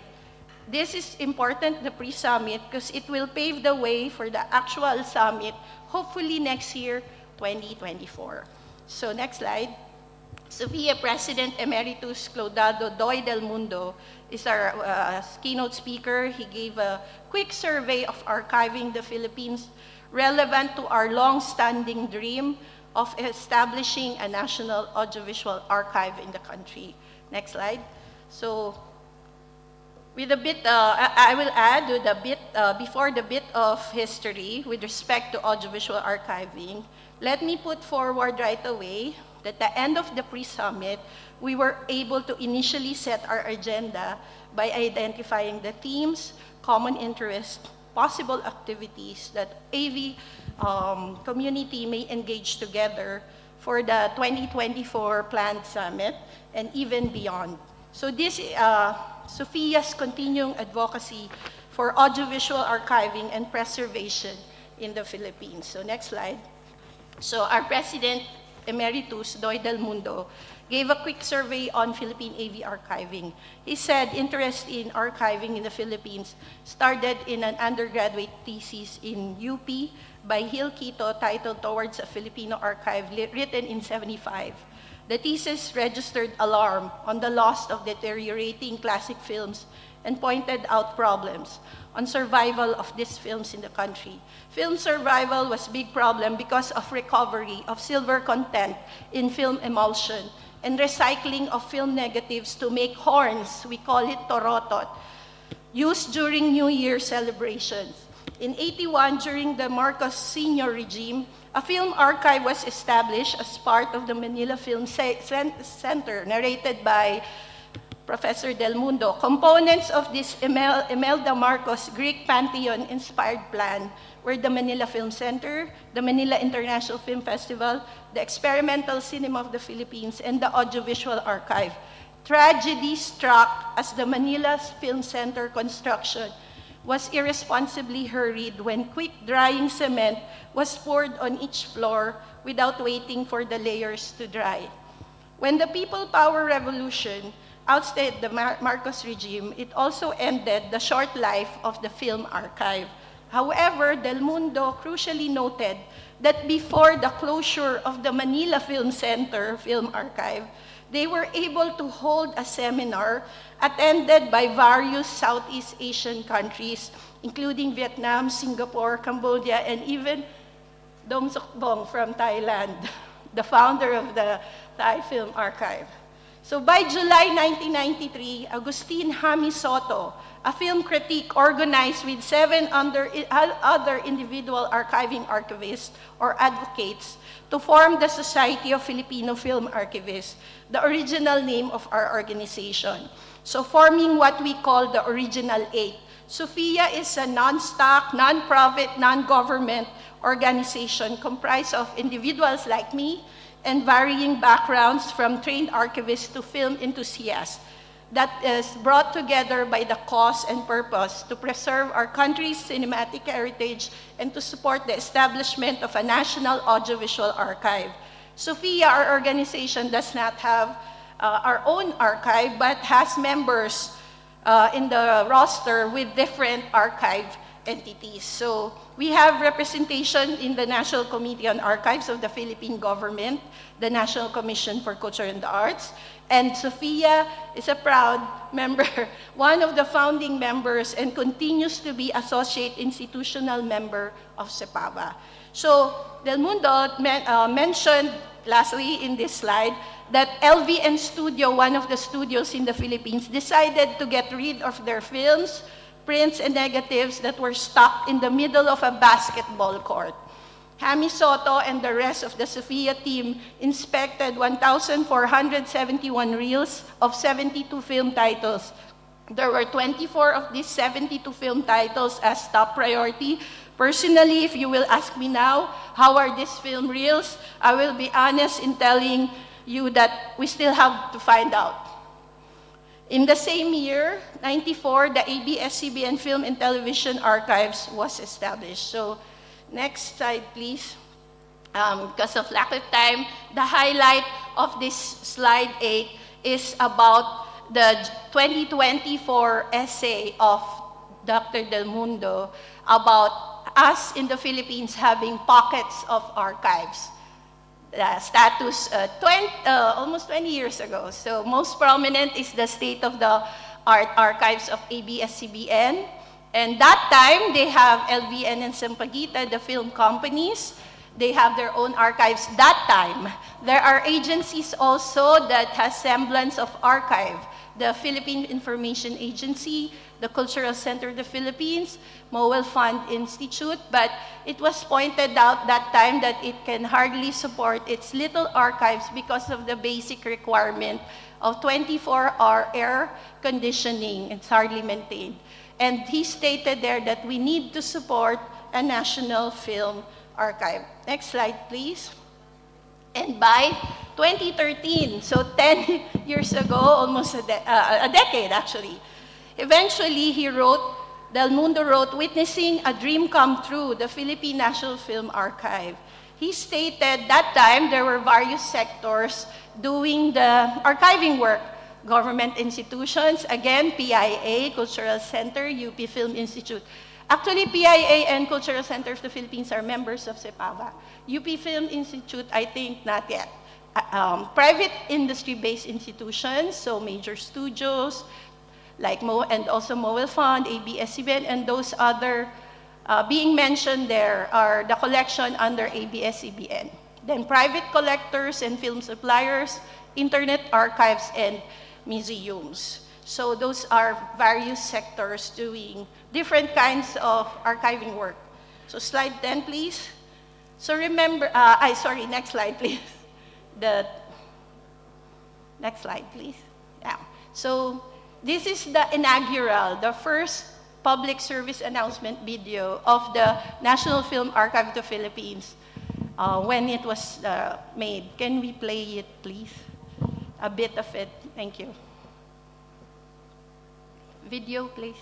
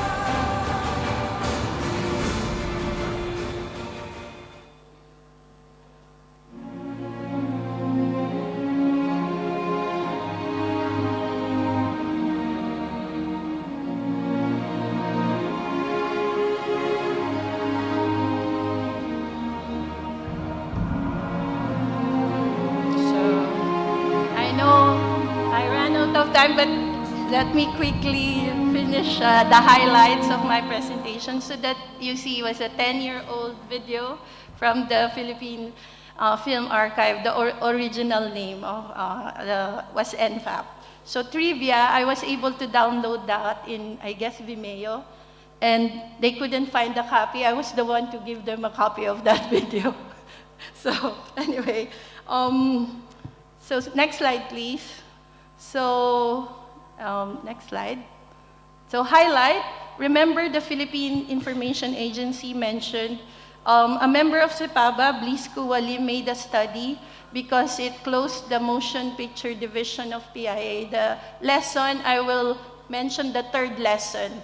It experienced the problem of short-term presidential appointments to top posts at the state film entities. The issue is about the fragility, perseverance, and survival of state-run Philippine Archive, because archiving depended on the agency with short-term political appointment. The issue of maintaining the archives depends on who heads the agency. Next slide, please.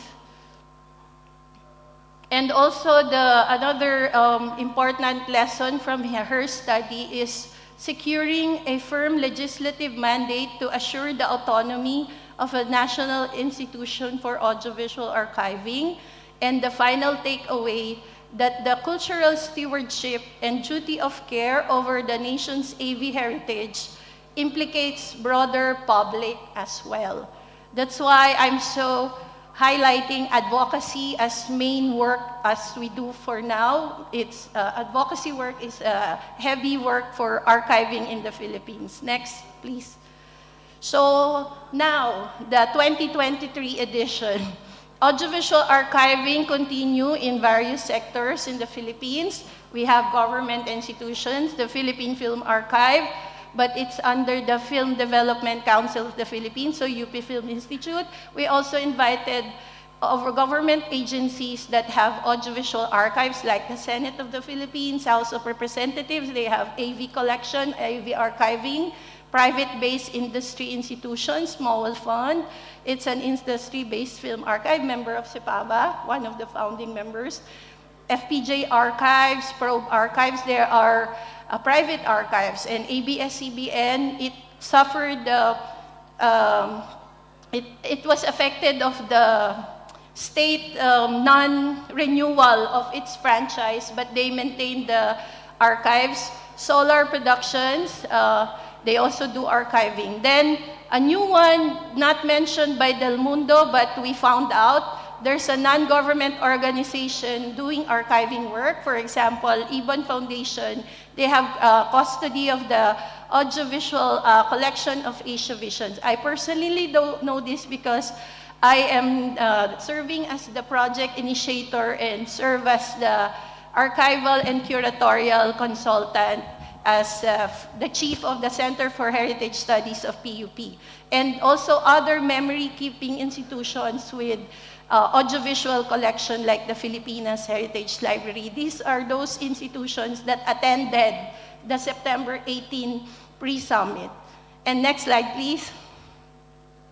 And I would like to, happy to also announce that the University of Philippines has formal degree program now, called the Masters in Archives and Records Management, or MARM, of the University of Philippines School of Library and Information Studies.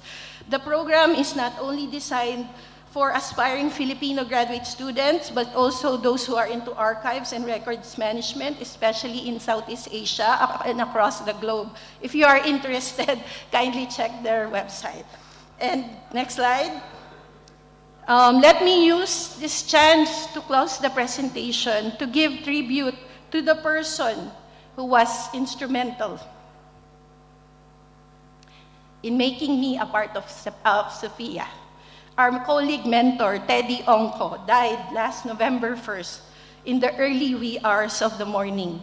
He was still, until his very last breath, a stalwart of Philippine audiovisual archiving and champion of Philippine cinema. He might not have been felt in CEPAVA as an organization, but nonetheless, his contributions to audiovisual preservation of Filipino cinematic heritage is outstanding.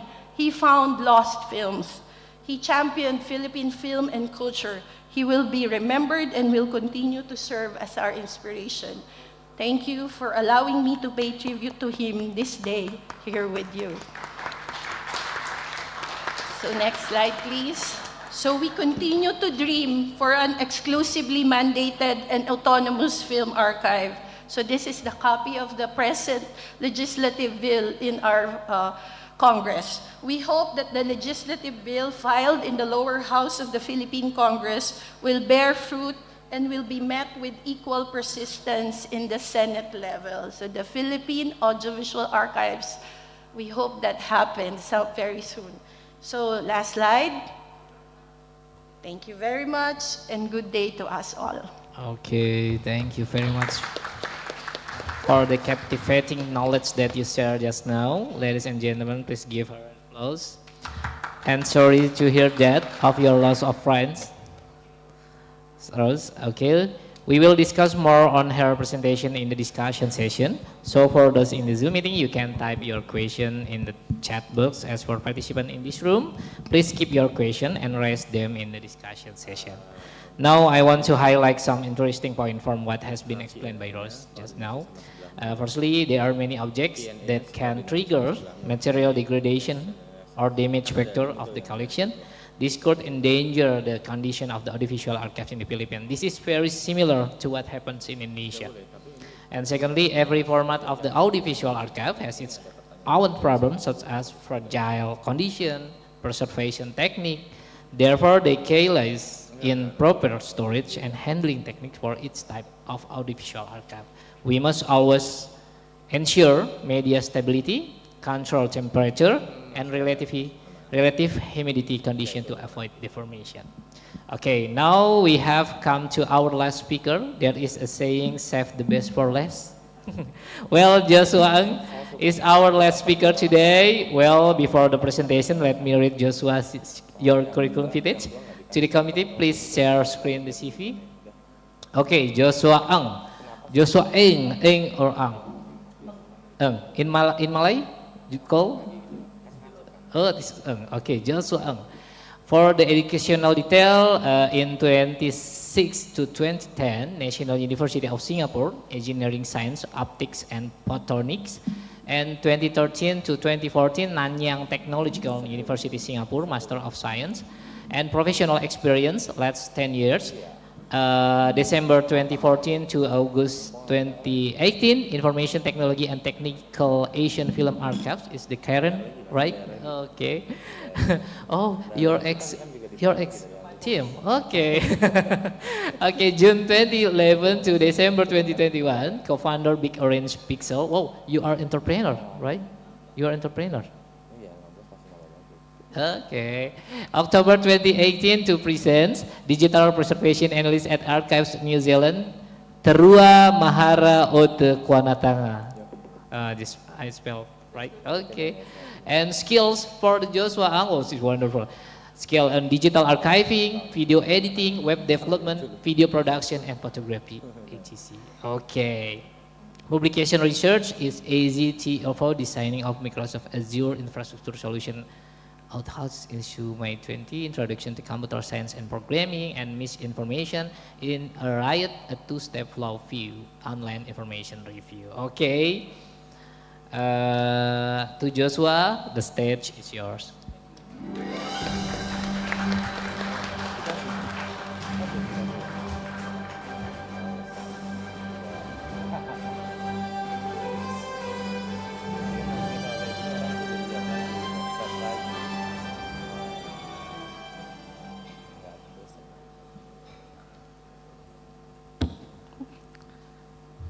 Tēnā koutou katoa, ko Joshua Ng toko ingoa.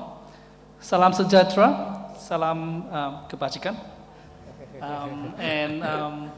Daja xiawu hao, good afternoon. My name is Joshua, and I'm Malaysian, but I'm working in Archives New Zealand in New Zealand. And today I'm going to talk to you about lossless compression, and I'm trying to put forward a justification on why it is a sustainable choice for audiovisual archives. Next slide. So a little bit about Archives New Zealand. It is the National Archives of New Zealand, just like ASIP National. We preserve and protect government records of Aotearoa New Zealand. We don't collect. We receive transfers from public offices because it's a National Archive, so we have a legislation called the Public Records Act 2005, and that is means that all the public offices would have to transfer their records to us. And so personally, I'm one of the three of the administrator for the Government Digital Archive, which holds all the digital records of the New Zealand government. And we share the same digital preservation system with the National Library of New Zealand. Next slide. So what is digital preservation? Digital preservation is an active and continuous process, and that is including financial, staffing, and environmental. So I know the word preservation might have the meaning or the nuance of something that is the end, but digital preservation, because the nature of digital means that you have to be active and continuous. You can't just put the digital files on the shelf and hope that in 20 years' time it will be fine. Instead we would have to be actively managing it, actively monitoring it to make sure that they are fine. So that is one of the core concepts of digital preservation. Next slide. And one of the biggest challenges of digital preservation is time. And my colleague Rebecca have talked about Deadline 2025. It is a National Film and Sound Archive kind of a campaign. Essentially, it says that if you don't digitize your magnetic media by 2025, it's going to be really difficult to do it large scale. You can still do it if you have the machine, if you have all the stuff that you have been keeping all these years, you can still digitize them. But if you want to do it large scale, the problem is that the playback machine would be obsolete. Some of them have so much wear and tear that you can't actually have the parts to replace them anymore. Of course, there are efforts to try to open source some of the design of the players and things like that, but it's going to take a while. So if you want to do it, you have to do it quick. Next slide. So in response to this Deadline 2025, and there's also a UNESCO magnetic tape alert, essentially the community is asking people to pay attention to magnetic tape as one of the more urgent format that we have to deal with. Utaina was created in New Zealand. So Utaina means load the precious freight on board. It is a call that one of the Maori leaders said in the past when he was trying to convince New Zealand to preserve the Te Reo Maori language. So we thought it was a good word. It's almost like Utaina, like, let's bring the precious treasure freight on board into digitization and digital preservation. So to explain this, there's a video that probably does a better job than me trying to explain this. So we're going to watch the video. Next slide. Utaina is a multi-year audiovisual digitization project. Our aim is to preserve the Crown's AV collections across our three organizations, National Library, Archives New Zealand, and Aotearoa Sound and Vision. For us, the National Library's collections include material from the Archive of New Zealand Music and the Oral History and Sound Archive. Archives New Zealand's holdings include everything from government publicity and advertising through to evidential recordings from the police and Ministry of Justice. Because our collections are not broadcast, they range in many formats and in various conditions. So it's essential for this really rare and important recorded history that we digitize it now before it's too late. We're really fortunate that we've been able to partner with Memnon, who are an internationally recognized specialist in preserving AV material. With their expertise, their specialist equipment, and their experience doing projects at this scale, working collaboratively, we'll be able to preserve our collections over the next few years, something that we estimated if we had tried to do on our own would take us at least 100 years. We know that we couldn't do this work by ourselves, and we are really excited to share the digitization journey of some of the taonga that's part of our holdings with you in this video.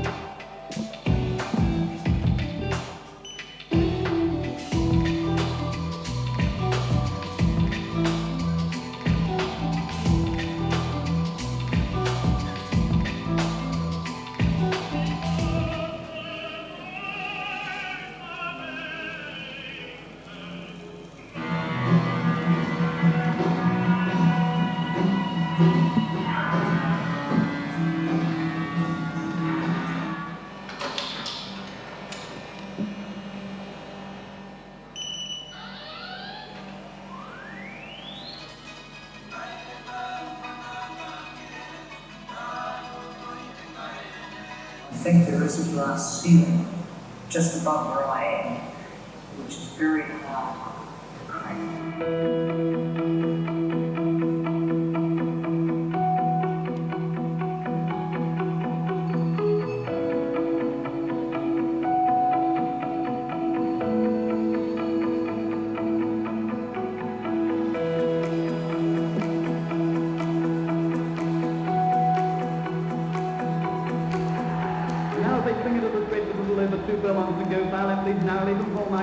Moving up sharply, Peter Pan is in behind that bus looking for the rails, run carbine finishing well with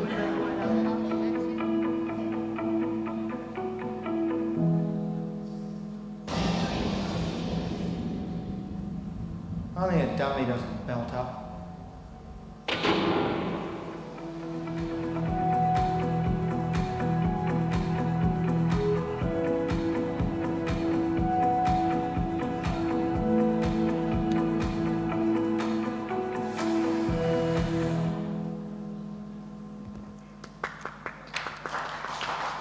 Thank you. Next slide. Oh, next one. Yep. So you have seen the video. So some of the highlights is that this is a project across 3 different institutions, Ngā Taonga Sound and Vision, National Library of New Zealand, and Archives New Zealand.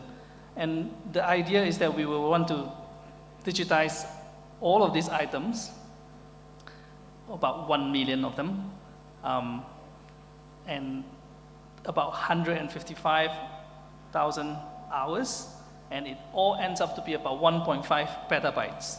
Next slide. So I'm from Archives New Zealand. I focus on Archives New Zealand. We have about 12,000 items. Among the 3 institutions, we actually have the least items, but some of our items are the only unique item, just like ASIP National. You might only have this one copy in the world. So, excuse me. So there's one of the ways we are estimating the size is using the video, because audio will be about 2 gigabytes per hour after you digitize, but video is about 100 gigabytes per hour. So one of the ways in which we can estimate how much space we could need is using video. And in Archives New Zealand, we have about 3,862 items, different formats, about 6,000 hours, and it all ends up to be about 700 terabytes. And this is assuming that we're using an uncompressed format. That means we digitize it and we don't do any compression. So 700 terabytes for all of this content. Next slide. So this is a graph to tell you what we have right now in our government digital archive, the digital records. It's about 300 terabytes. Over the years, you can see the growth. Next slide. If we finish this digitization project, we're going to be increasing more than double what we are currently holding. So this is a problem. How are we able to manage this amount of data, this amount increase in 3 years? Next slide. So a lot of considerations went into deciding what to do. The digital storage, how much, the bandwidth, the data coming through will need to be processed, the internet connection and your LAN connection all needs to be considered. The processing time, how long does it need to actually process the files? These are 100, 200 gigabytes, 300 gigabytes file, individual files, so they are huge and it takes a lot of time to process them. How difficult playback complexity, how difficult to actually play it back, whether or not it supports time code. Some of our tapes have professional broadcast time code, so we would want to keep those as we digitize them. Whether or not those formats support subtitles, closed caption, reversibility, whether or not the format can actually goes back, if we're going to compress them, whether it can, you can uncompress it again without losing anything. Whether or not a format is adopted by other institutions. As an archiving institution, we try not to be the first one to do things so that we can actually be sure that things actually work because we are looking at the long horizon. Format specification, whether or not there is a specification that is standardized rather than someone design a format in their garage or basement. What is the environmental impact? And of course, whether or not our vendor is able to deliver the format. Next slide. So this is where I come to lossless compression, and this is why we are considering this, because in order to reduce the size that we are keeping in our government digital archive, without losing quality, we have to use lossless compression. And FFV1 is one of the codec that we have decided to look at. Next slide. So we did some experiment, we did some proof of concept study, and we realized that FFV1 is able to reduce the size up to about 50%. So if you look at the box at the bottom, a MOV uncompressed file is about 21 gigabyte, and after we compress it in using FFV1, the codec, is about 11. So it's about half, almost. So this means reduction in storage space, reduction in the transfer bandwidth requirement. What you need to transfer from point A to point B is reduced, and also reduction in processing time. So the operators who have to play back those files would not need to play back with too difficulty. Next. So what is lossless compression? Lossless compression, the easiest way to think of it is like zip. So when you zip a file, you don't expect things inside to change, right? So when you unzip it, everything should stay the same. So think of lossless compression for video is just like zip.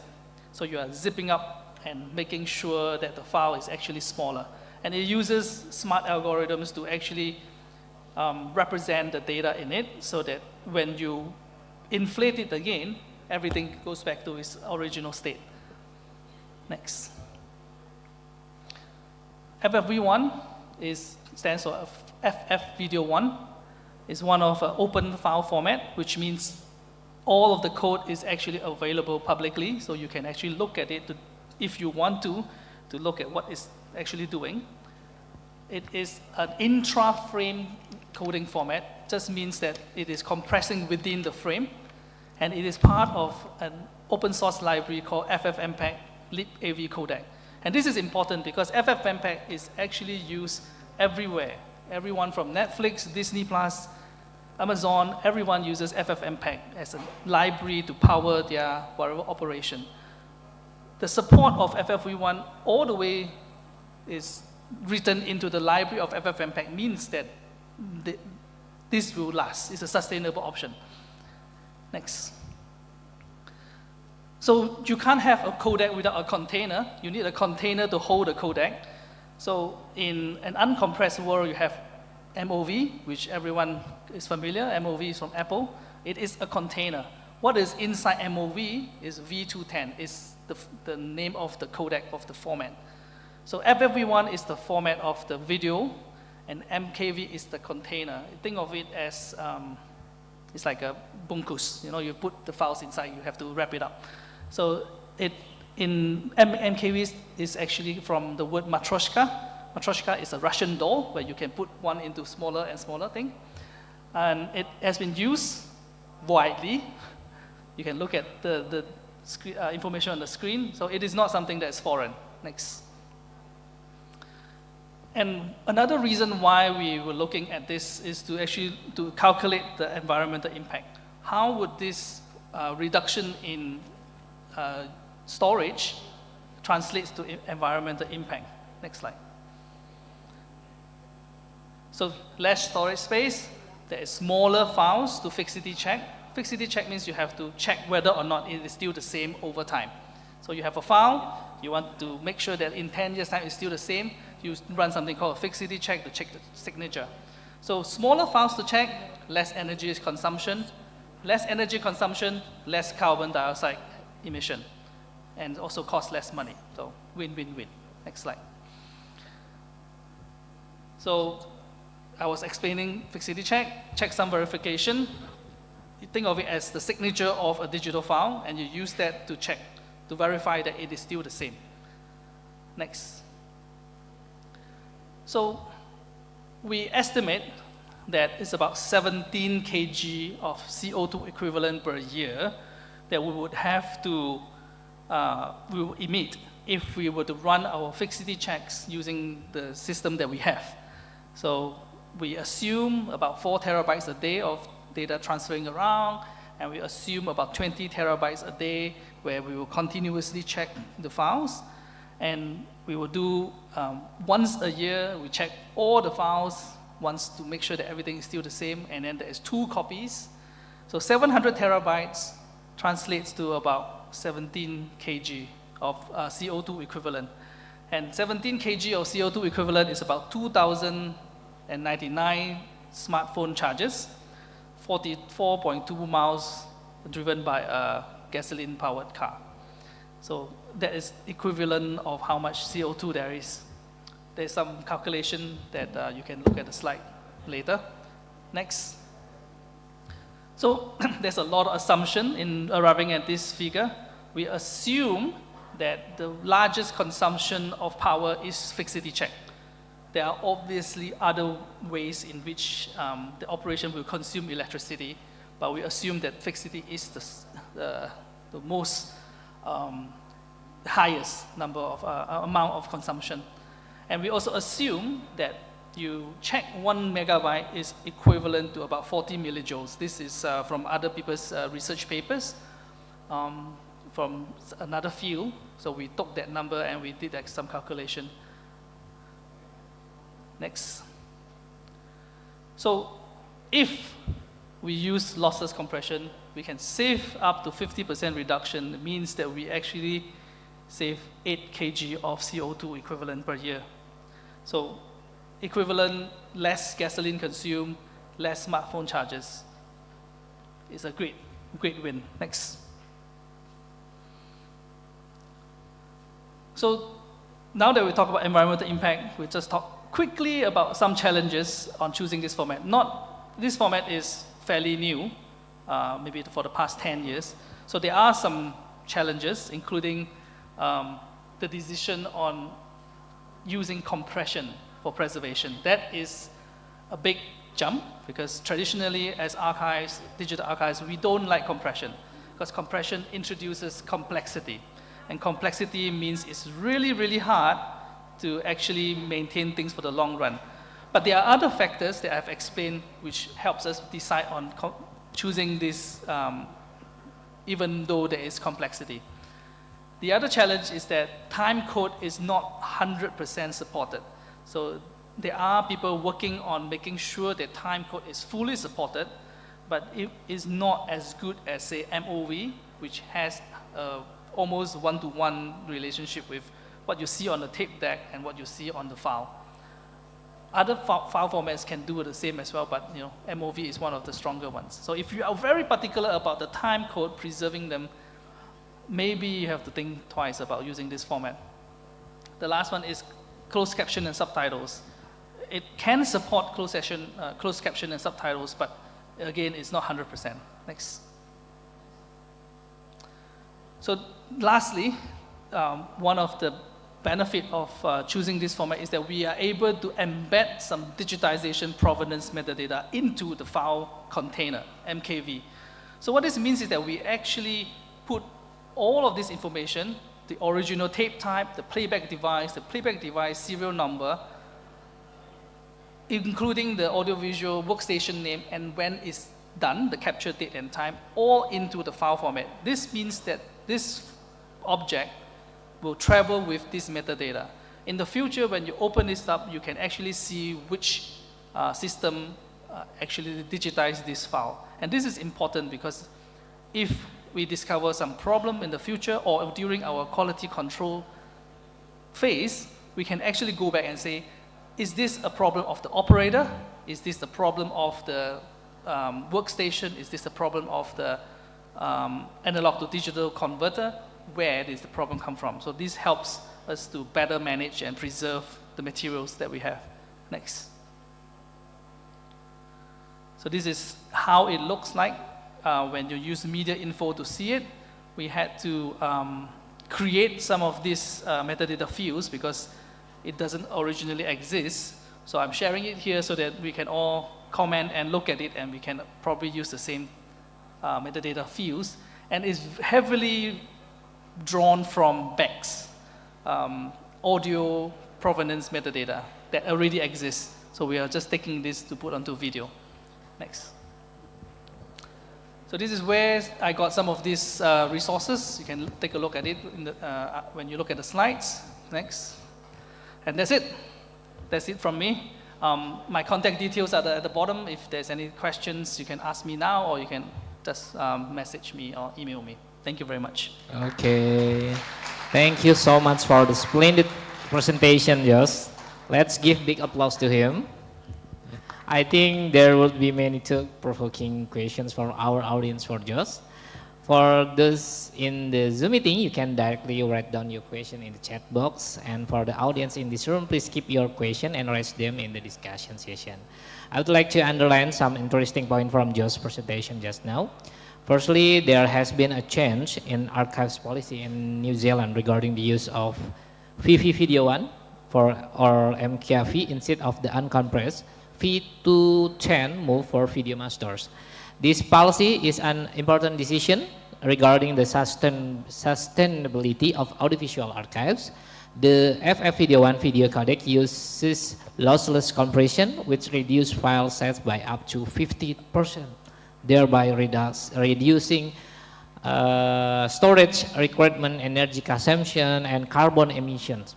MKV video storage media is also flexible and efficient, allowing the embedding of custom metadata to aid the digitization process and improve the accessibility and preservation of audiovisual collection. Wow. Secondly, the use of VV Video 1 or MKV with lossless compression for preservation activity is a good and effective reference for audiovisual archive. Okay, distinguished ladies and gentlemen, let's give big applause to our speakers today. Now we have come to what we have been waiting for. Yes, it is time for discussion session.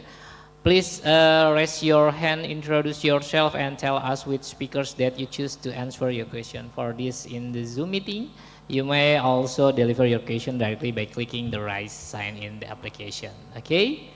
Yes, Mr. Husnul.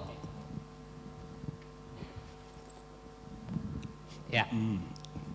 To Miss Becky first. Okay. So, is it true that what happened in National Sounds and Films Archive is just limited today on the process of arranging and accessing the archive, the utilizations of the artificial intelligence is just limited in the arranging and accessing the archive.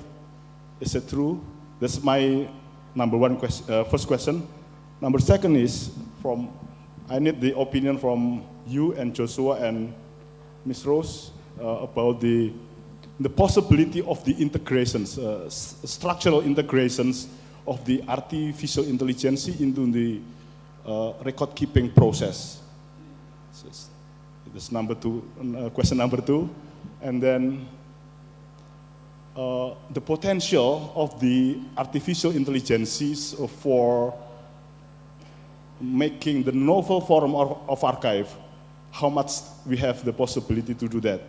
The role of the artificial intelligence to form the novel archives. Okay, I think it's enough. Thank you. Okay, thank you, Mr. Rusnul.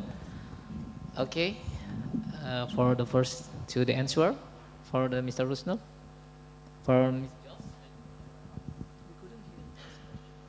Okay, the first question is about the record keeping, right, Mrs. Rusnul? For record keeping for the audiovisual archive? First question is, I want to know what happened in the Rebecca's institutions. Your utilizations of the artificial intelligence in the preservation of sounds and audiovisual archive, is it just limited on Is it just limited on the arranging and for accessing matters, or it has been go wider than the arranging and for the arranging and accessing? Okay. Okay. Okay, the answer. Okay. Thank you very much. Sorry, Joshua is helping me because my hearing is not great, so he's helping me. So in terms of AI, it does help us to catalog, yes, but the next stage of artificial intelligence and machine learning is all about what the public will be able to do with our collection. So it's about people being able to research, to use it for education, to use it for entertainment, and to really discover what is in all of the components of the collection, not just what is currently in the catalogue. So as part of our role as a government organisation, we need to give the Australian public the value from their collection. And at the moment, if you wanted to search for something deep in the content, you have to come to us physically, you have to look at the catalogue, you have to get the item sent to you. In the future, you should be able to do all of that online with these tools. But the most important thing for us is that those tools must only tell you the truth of the collection. And that's the challenge with artificial intelligence. We don't want it to make things up. It has to tell the truth. Okay. So that's what we're working on at the moment before we release it to the public. Okay, thank you. It's clear. And then question number two, from all of you, that now we have an artificial intelligence, and when the AI meet the archive, I think it's the meeting of the convergence of two different disciplines, which is informations or informatics and archival science. So the question is, when the trend is more and more becoming digital, it's about more and more about informations and data. My question is about the structural integrations of the AI into record-keeping process or record-keeping system. The potential, Joshua, what do you think about the potential? Yeah, I can speak a little bit about this because that's my substantive role in Archives New Zealand, managing government records. And we did a pilot project with Amazon and Microsoft to essentially do this. how can we use machine learning to help with record keeping. And what we discovered is that rubbish in, rubbish out. So if you do not have good records with properly described metadata, you can't teach the machine. So machine learning is limited on how good your record is in the first place. So this is a chicken and egg problem, because if your records is not good, which is a lot of our records are not well described, they are not sentenced, they are not accessioned into the right classification, you can't teach the machine. So no matter what, you still need to have good data in order to actually train the machine to actually look at what you have. Okay. What is coming out in, as I guess you can say, products, is that there are products who help you make that assessment. So they will look at your data and then they will suggest maybe this is that. But we discovered that even those products, you still need to include the parameters. So in New Zealand, we have something called we call it the disposal authority, right? So it lays out every agency would have what you can transfer, what is you should be destroyed and things like that, and it has classification. And what we realized is that that classification system is not machine friendly.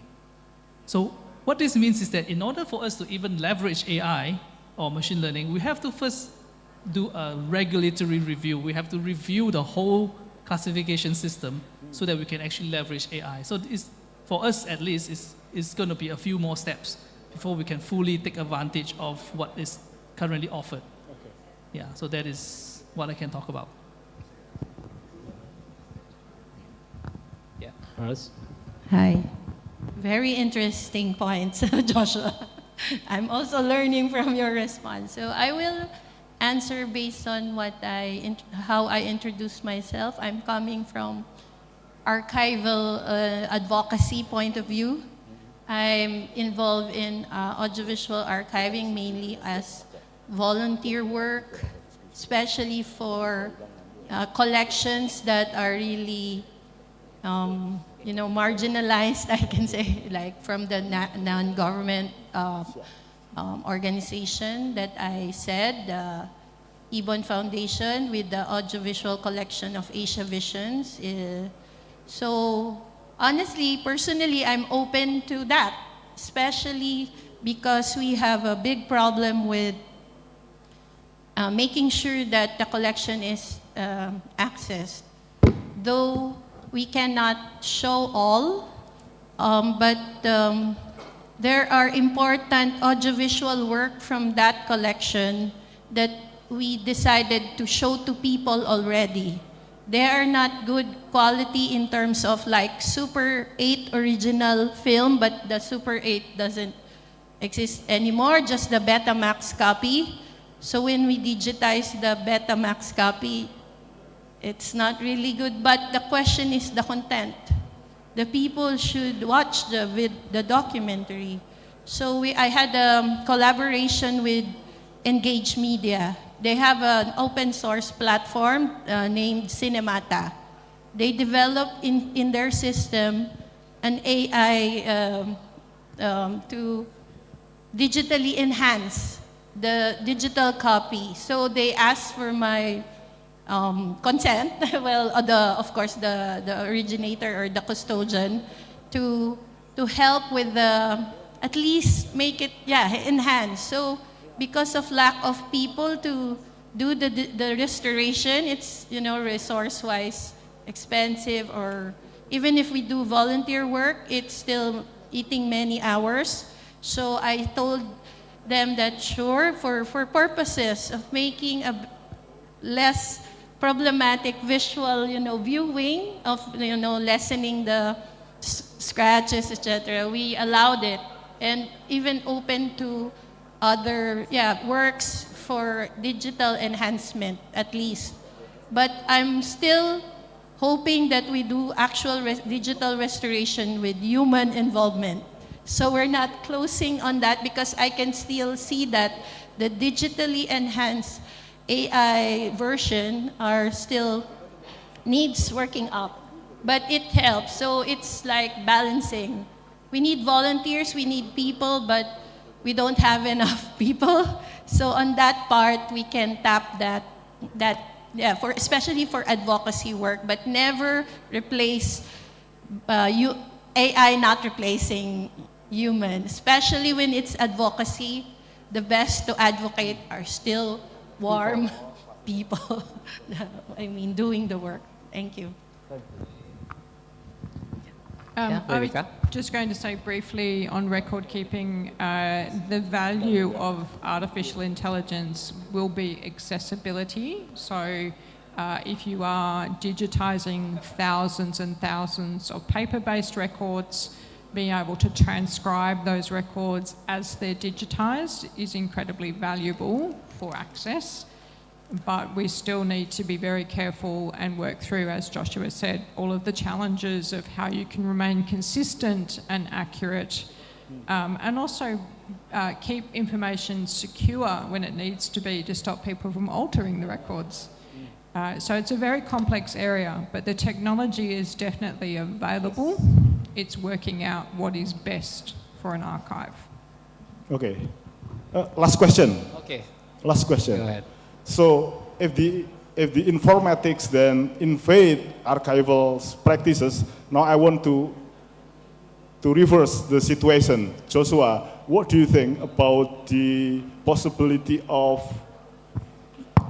implementing record keeping, our theory in archives, archival science and the theory of record keeping system to be implemented in the development of the AI, to have influence in AI, because AI is about the data and the informations. Is it possible for the AI to be structured under the guise of the record keeping system? Is it possible? Yeah, that's definitely. I think the answer is definitely. When we started the pilot project last year, that is the idea. I mean, we already know that AI, machine learning solutions are out there for many different applications. But like you say, like, is there something for record keeping, right? Is there something for archival management? And we want to basically try to answer that question. But like I explained just now, the problem is before we can do that, we have to fix our own system so that we can actually plug it in. So it's a long process. It's possible. I would say that at this stage, like you say, it's a convergence.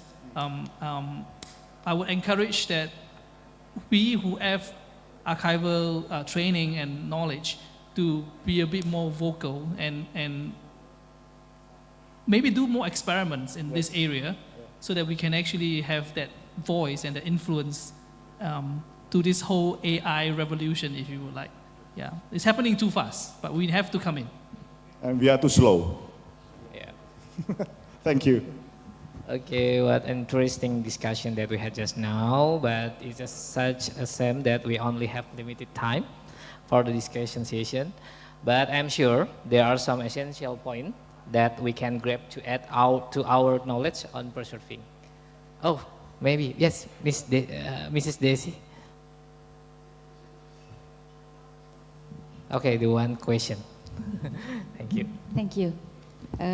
Firstly, I appreciate for all your speakers that give us very, very good presentations for us to from this morning. I want to ask, is there any Joshua Harris still in the... Joshua, have you live on the Zoom? I'm here. I am here. Here, Whoa. yes. Whoa. Thank you. He's checking for your sound. Thank Okay. you, Joshua Harris. I would like to ask for Joshua Harris and also Joshua Eng, because is there any relationship? For Joshua Harris, how and what happened to audiovisual materials that receive digitization priority at the end, since audiovisual playback equipment is definitely hard to find in the future? And it seems my question is also related to Joshua Harris' questions about digitization priorities. If by 2025 we haven't finished digitizing all audio-visual archives due to lack of fund, what disaster will happen? What is the better solution for that problem? And my question is for Rebecca Cornell. How does the NFSA collect various audiovisual materials from the public? Is there any laws that requires the public to transfer audiovisual records to the NFSA? If there is no law about it, what is the strategy to preserve all of audiovisual from public with such huge diversity? And my question for Rosemary, is there any working relationship between NFAP, SOFIA, and the National Archive of the Philippines, which focuses on paper archives to preserve collective memory of your nations? Thank you very much. You, for the Joshua Harris, can answer. Yes, I think the question was about once videos or magnetic media has been digitized,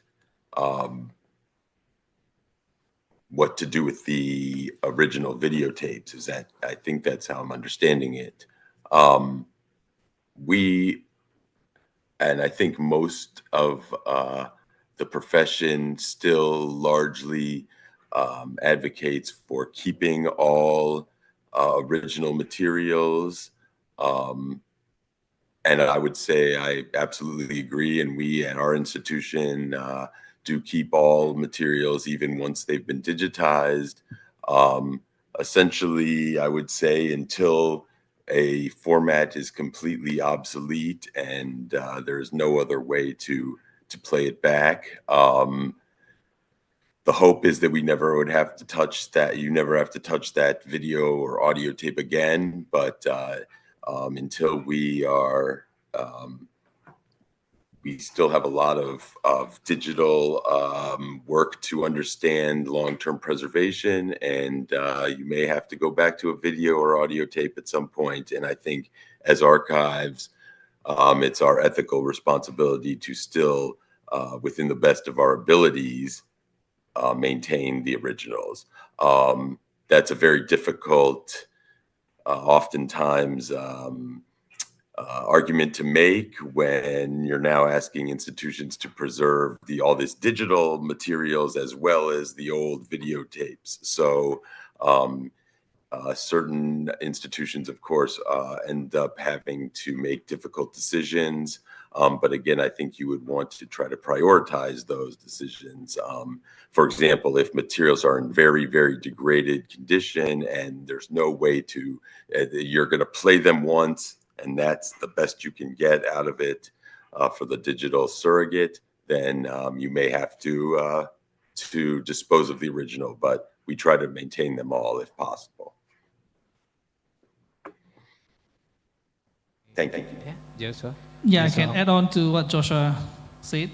I think the deadline is an artificial one.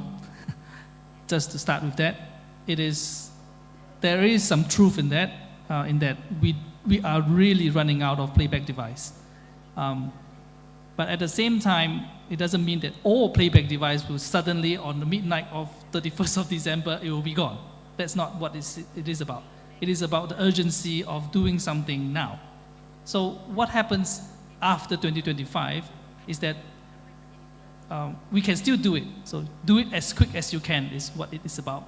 And I think there is a lot to learn from projects that's happening now and that has successfully done this kind of mass digitization, is that you don't try to do it by yourself. So in New Zealand, we do it as a joint project across 3 organizations.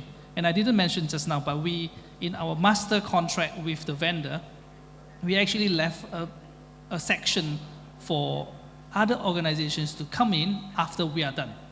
So it leaves this whole sort of like a flow, it's good for the vendor, it's also good for other institutions. Like for example, the universities are lining up in New Zealand. They have their own audiovisual collection. And they will say, okay, we are going to go next, you're going to go next, and they're going to have to discuss who next. So I would encourage for Indonesia, that you can band together all of the organizations that have this content and come together to maybe submit a bid to the government or just create the awareness so that you have a larger voice when you are doing projects like this. And when you have scale, there is also the benefit of the scale. So you can actually do this before it is too late. So I think that is the key. Okay, Rebecca. Just before I move on to your next question, yes, just to reiterate Joshua's point, the National Film and Sound Archive put a lot of time and energy into Deadline 2025 as a tool to advocate for action. You're exactly right, 2025 will come and we will still be digitizing and we will still be collecting magnetic media. Last year our team digitized 25,000 items and our curators brought in 27,000 items. So it's never ending. But also we do need, as Joshua said, we do need to share and we need to use those resources the best we can. And from our point of view, we also have been working really, really hard with broadcasters and others to acquire the equipment, so the obsolete equipment. So we have a lot of spare parts, a lot. So we can keep going, but only in some areas. Some other machines, the 2-inch is a good example, it will stop working at some point. So we all need to work on magnetic media. Just to touch briefly on your next question, which was about diversity of content and how we balance that. We are currently revising our collection policy for our curators in terms of collecting. And because we are in a very lucky position at the moment to have had increased funding, we are employing more curators and we're looking at our collection for diversity. And that diversity is not only format, so across TV, film, music, radio, social media, video games, interactive reality, all of those things, but also across the diversity of Australia as well. So that means building relationships with different people and different organisations. We work with our government partners who fund particular projects. So Screen Australia is the government funding agency for all kinds of filmmaking, mostly digital these days, but all kinds of filmmaking. And if you get money from the government to support your filmmaking, you must give us a copy. So that means we automatically get a diversity of content through in some areas, but in the next 12 months we'll also be releasing a new collection policy which will explicitly say where there are gaps in our collection and how we're going to fill those gaps. And a lot of those gaps are around multicultural Australia. Different languages, different community groups, different representation areas. So we've got a lot of work to do. Even though we might have 4 million items, there's still many gaps. Okay, Rose?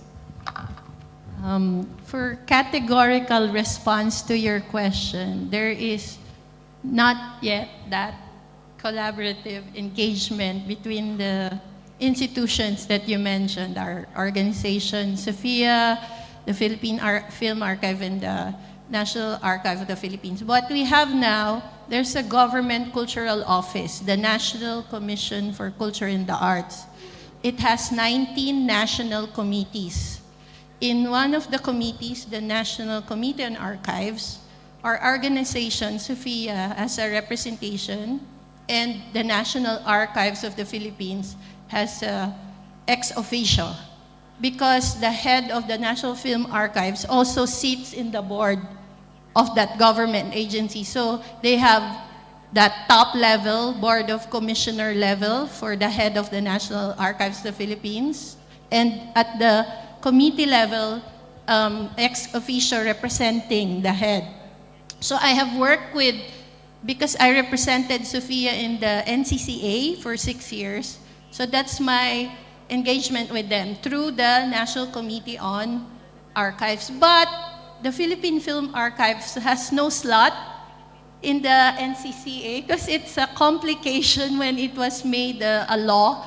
They are a separate government agency with no official seat in the National Commission for Cultural Arts. But NCCA sits in the board of the Philippine Film Development Council. And you know, my colleague, Teddy Ko, he actually represents the NCCA in the FDCP. So that's why that's my organizational responsibility. When I come back home, I have to replace him. I have to officially write a new representative of our organization in the NCCA. Because he really holds a big position. Even if he has cancer, we know his medicine is still working for advocacy, so though limited capacity. Anyway, the point is that's how it goes, you know, around. It's not one exact formal collaboration, but we manage. And lastly, like with me personally, I'm a project manager of the Philippine Documentary Heritage Archival Collection on the COVID-19 pandemic. We reached out with the National Archive of the Philippines on that matter, and it was still an ongoing informal discussion, but they invited me in they had a ASEAN COVID-19 pandemic conference. So anyway, that's the level of engagement so far. Different situation and yeah, formal, informal. Thank you. Thank you, Rose. Thank you, Rebecca, and thank you, Josh. Actually, the remaining time has run out, which means we can just choose a question from the question chat from Zoom. Please let the committee display the question from Zoom. Okay. Okay, the all panelists. Question is, I'm Ruli from Television of the Republic of Indonesia, TVRI. TVRI, oh, Ruli is my friend.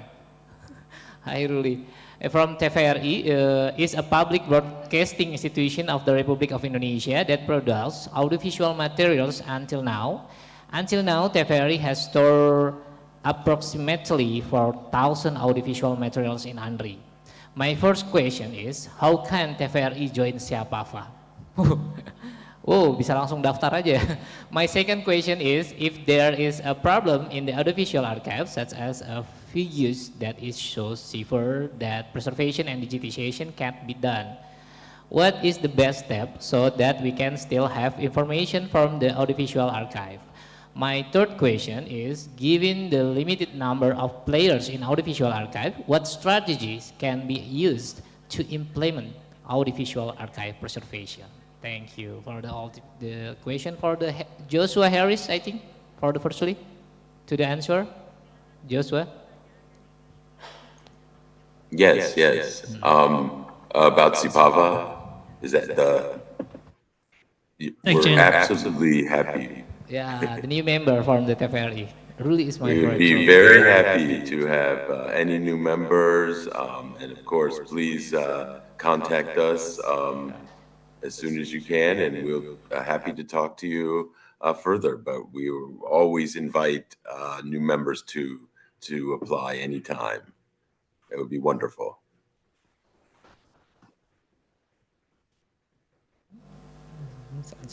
Okay, Rebecca first. So the second question was about what to do if your collection is in very poor physical condition. So I think if you're talking about tapes, they possibly have mold. So the first thing is to seek out and seek advice. So for instance, at the National Film and Sound Archive, we have a team, we're happy to provide advice. It will reach a stage where it is not recoverable. You won't be able to get the content off the tape, but there is a lot you can do. And some of that's about some very simple cleaning techniques like vacuuming and not too hard to do, but time consuming. But the first thing is to reach out to members of SAPAVA and to places like the Film and Sound Archive, and we're happy to provide advice.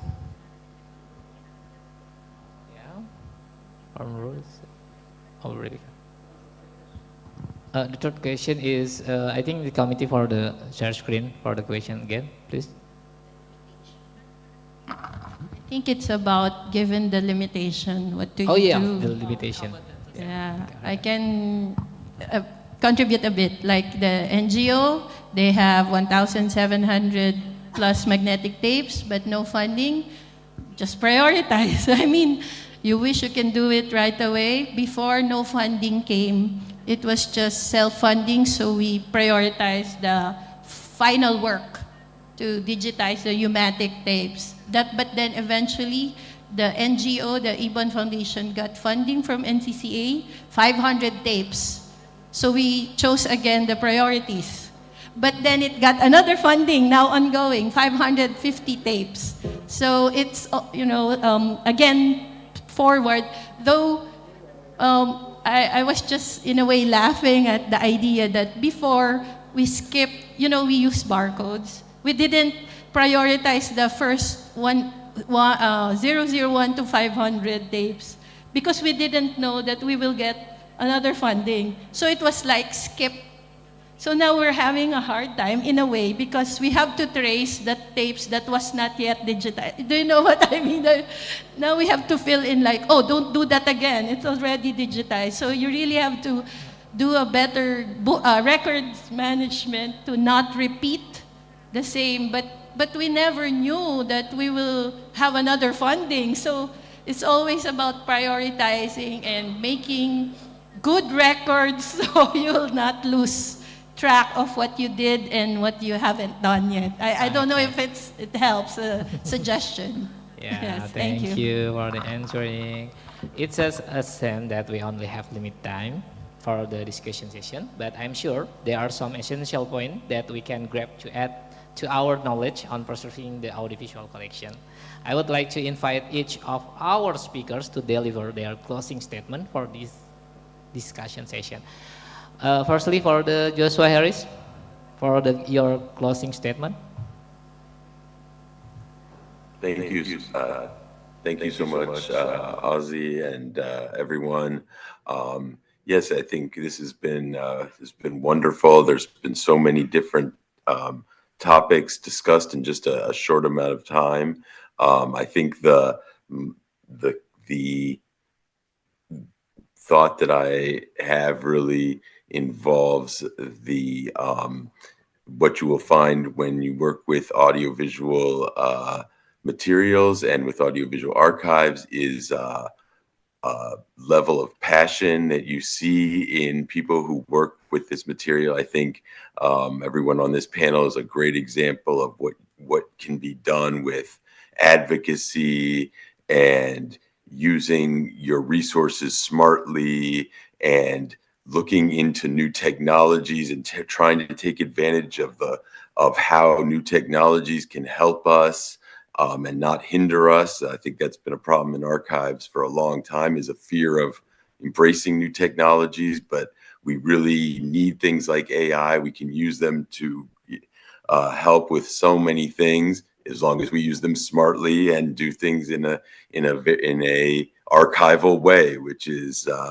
what's great about being in this field. And like I would also repeat what Rebecca says, reach out to any of us. CPAVA we have lots of expertise in all different areas.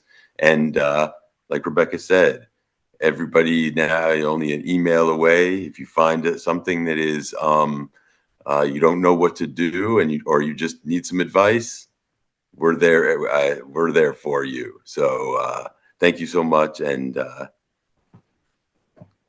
take care. For your closing statement. And now for Joshua Ong, for your closing statement. Oh, Rebecca, okay. Thank you very much. Yes, to reiterate all of our speakers today, one of the great values of SAPAVA and all of the organisations who are members is the exchange of information and the exchange of experience. I've talked today about artificial intelligence and machine learning, but our organisation is always about the fundamentals of archiving as well. My team is around the fundamentals of conservation and preservation. So yes, as Joshua said, please reach out. Australia is very proud to be working in the Southeast Asia Pacific region. We are partners. We want to do what we can to assist. So you'll find me on LinkedIn, you'll find our website. There is a lot of information, but we're always happy, as Joshua said, to send us a photo, send us a description of your issue, and we will see what we can do to assist. But I'm very pleased that we're able to share information across the different organisations, and I think there's a lot of value to that process. So thank you for inviting us. Thank you very much. Yeah, Rose? From the... Just joined Sepava. It's so great to see a message in the board saying they're interested. Same way that we're doing our best to add more members of Sepava from the Philippines. Oh. So we're like the non-Sepava members in the pre-summit. We're talking to the solar productions or introducing the organization. So it's nice to know there are more people getting interested. So just join Sepava. Thank you. Okay. Joshua. I'm going to just echo everyone here. Join Sepava. It's true. I think the important thing is that we are not alone, right? You are not alone. Sepava is here. All of us have to face the same kind of challenges. So it is just better to deal with it together. Just like Rebecca said, you know, our information is online. I'm also on LinkedIn, an email away. Join the Sepava mailing list, the groups, so that you can actually be kept in the know of what's happening. And there's a lot of resources online. Again, Sepava has also curated some on the website, and you can just look at it. So yeah. Don't be afraid. Doing something is better than not doing anything. Start doing something. Reach out. And I think this is the message. Wow, it's one wonderful message. Okay, giving applause for all speakers today. Okay. To conclude what we have discussed just now, I would like to say that preserving audiovisual archive is not an easy task. There are many challenges for the institution and archive communities to manage their audiovisual archive collection. What we learned from the presentation just now, we have got new knowledge and reference from the speakers that in preserving audiovisual archive, we need to make some priority of which collection to be preserved. The use of artificial intelligence will help us to access the audiovisual archive. We also must maintain the temperature of the room where audiovisual archives are stored in accordance with the standards. Regularly, we must catch up with the current innovation in preserving the collection. One of the examples of the current innovation is the VV Video One, MKV. It is an efficient alternative for storing data resulting from preserving audiovisual archives, both physically and in terms of information content. This is important so that future generation can see both the physical form audiovisual archive and the content of the information in digital. Apart from that, it is important to always be up to date and evaluating and selecting audiovisual archive storage formats. It is important to balance several considerations and reference technical requirements such as environmental impact and sustainability of audiovisual archive access in the future. Once again, I would like to express my gratitude and appreciation to all the speakers who have shared their knowledge and precious information to all of us today. Yeah, I also would like to praise all the participants, both this room and in the Zoom meeting, who actively participate in this seminar. On behalf of the community, I would like to express my sincere gratitude for all the support. Thank you very much. Selamat siang. Wabillahi taufik wal hidayah. Wassalamualaikum warahmatullahi wabarakatuh. Salam arsip, salam sehat selalu. May you all be blessed here. Okay, so turn to the Master of Ceremony, Mr. Arski. Okay, thank you so much for all the panelists and the moderator for today's discussion. We hope that the information you gave us today can be useful for all of us. Ladies and gentlemen, next we will take a lunch break. We have prepared lunch for you. We invite all the delegates, deputies, director, and principal archivists to have lunch at the third floor. Kami mengundang para delegasi JPT Madya, Pratama, dan arsivaris utama untuk dapat menikmati santapan makan siang di gedung C lantai 3. After lunch, we will continue the event with a visitation to the facilities in ANRI. Thank you so much for your enthusiasm and participation, and please enjoy your lunch.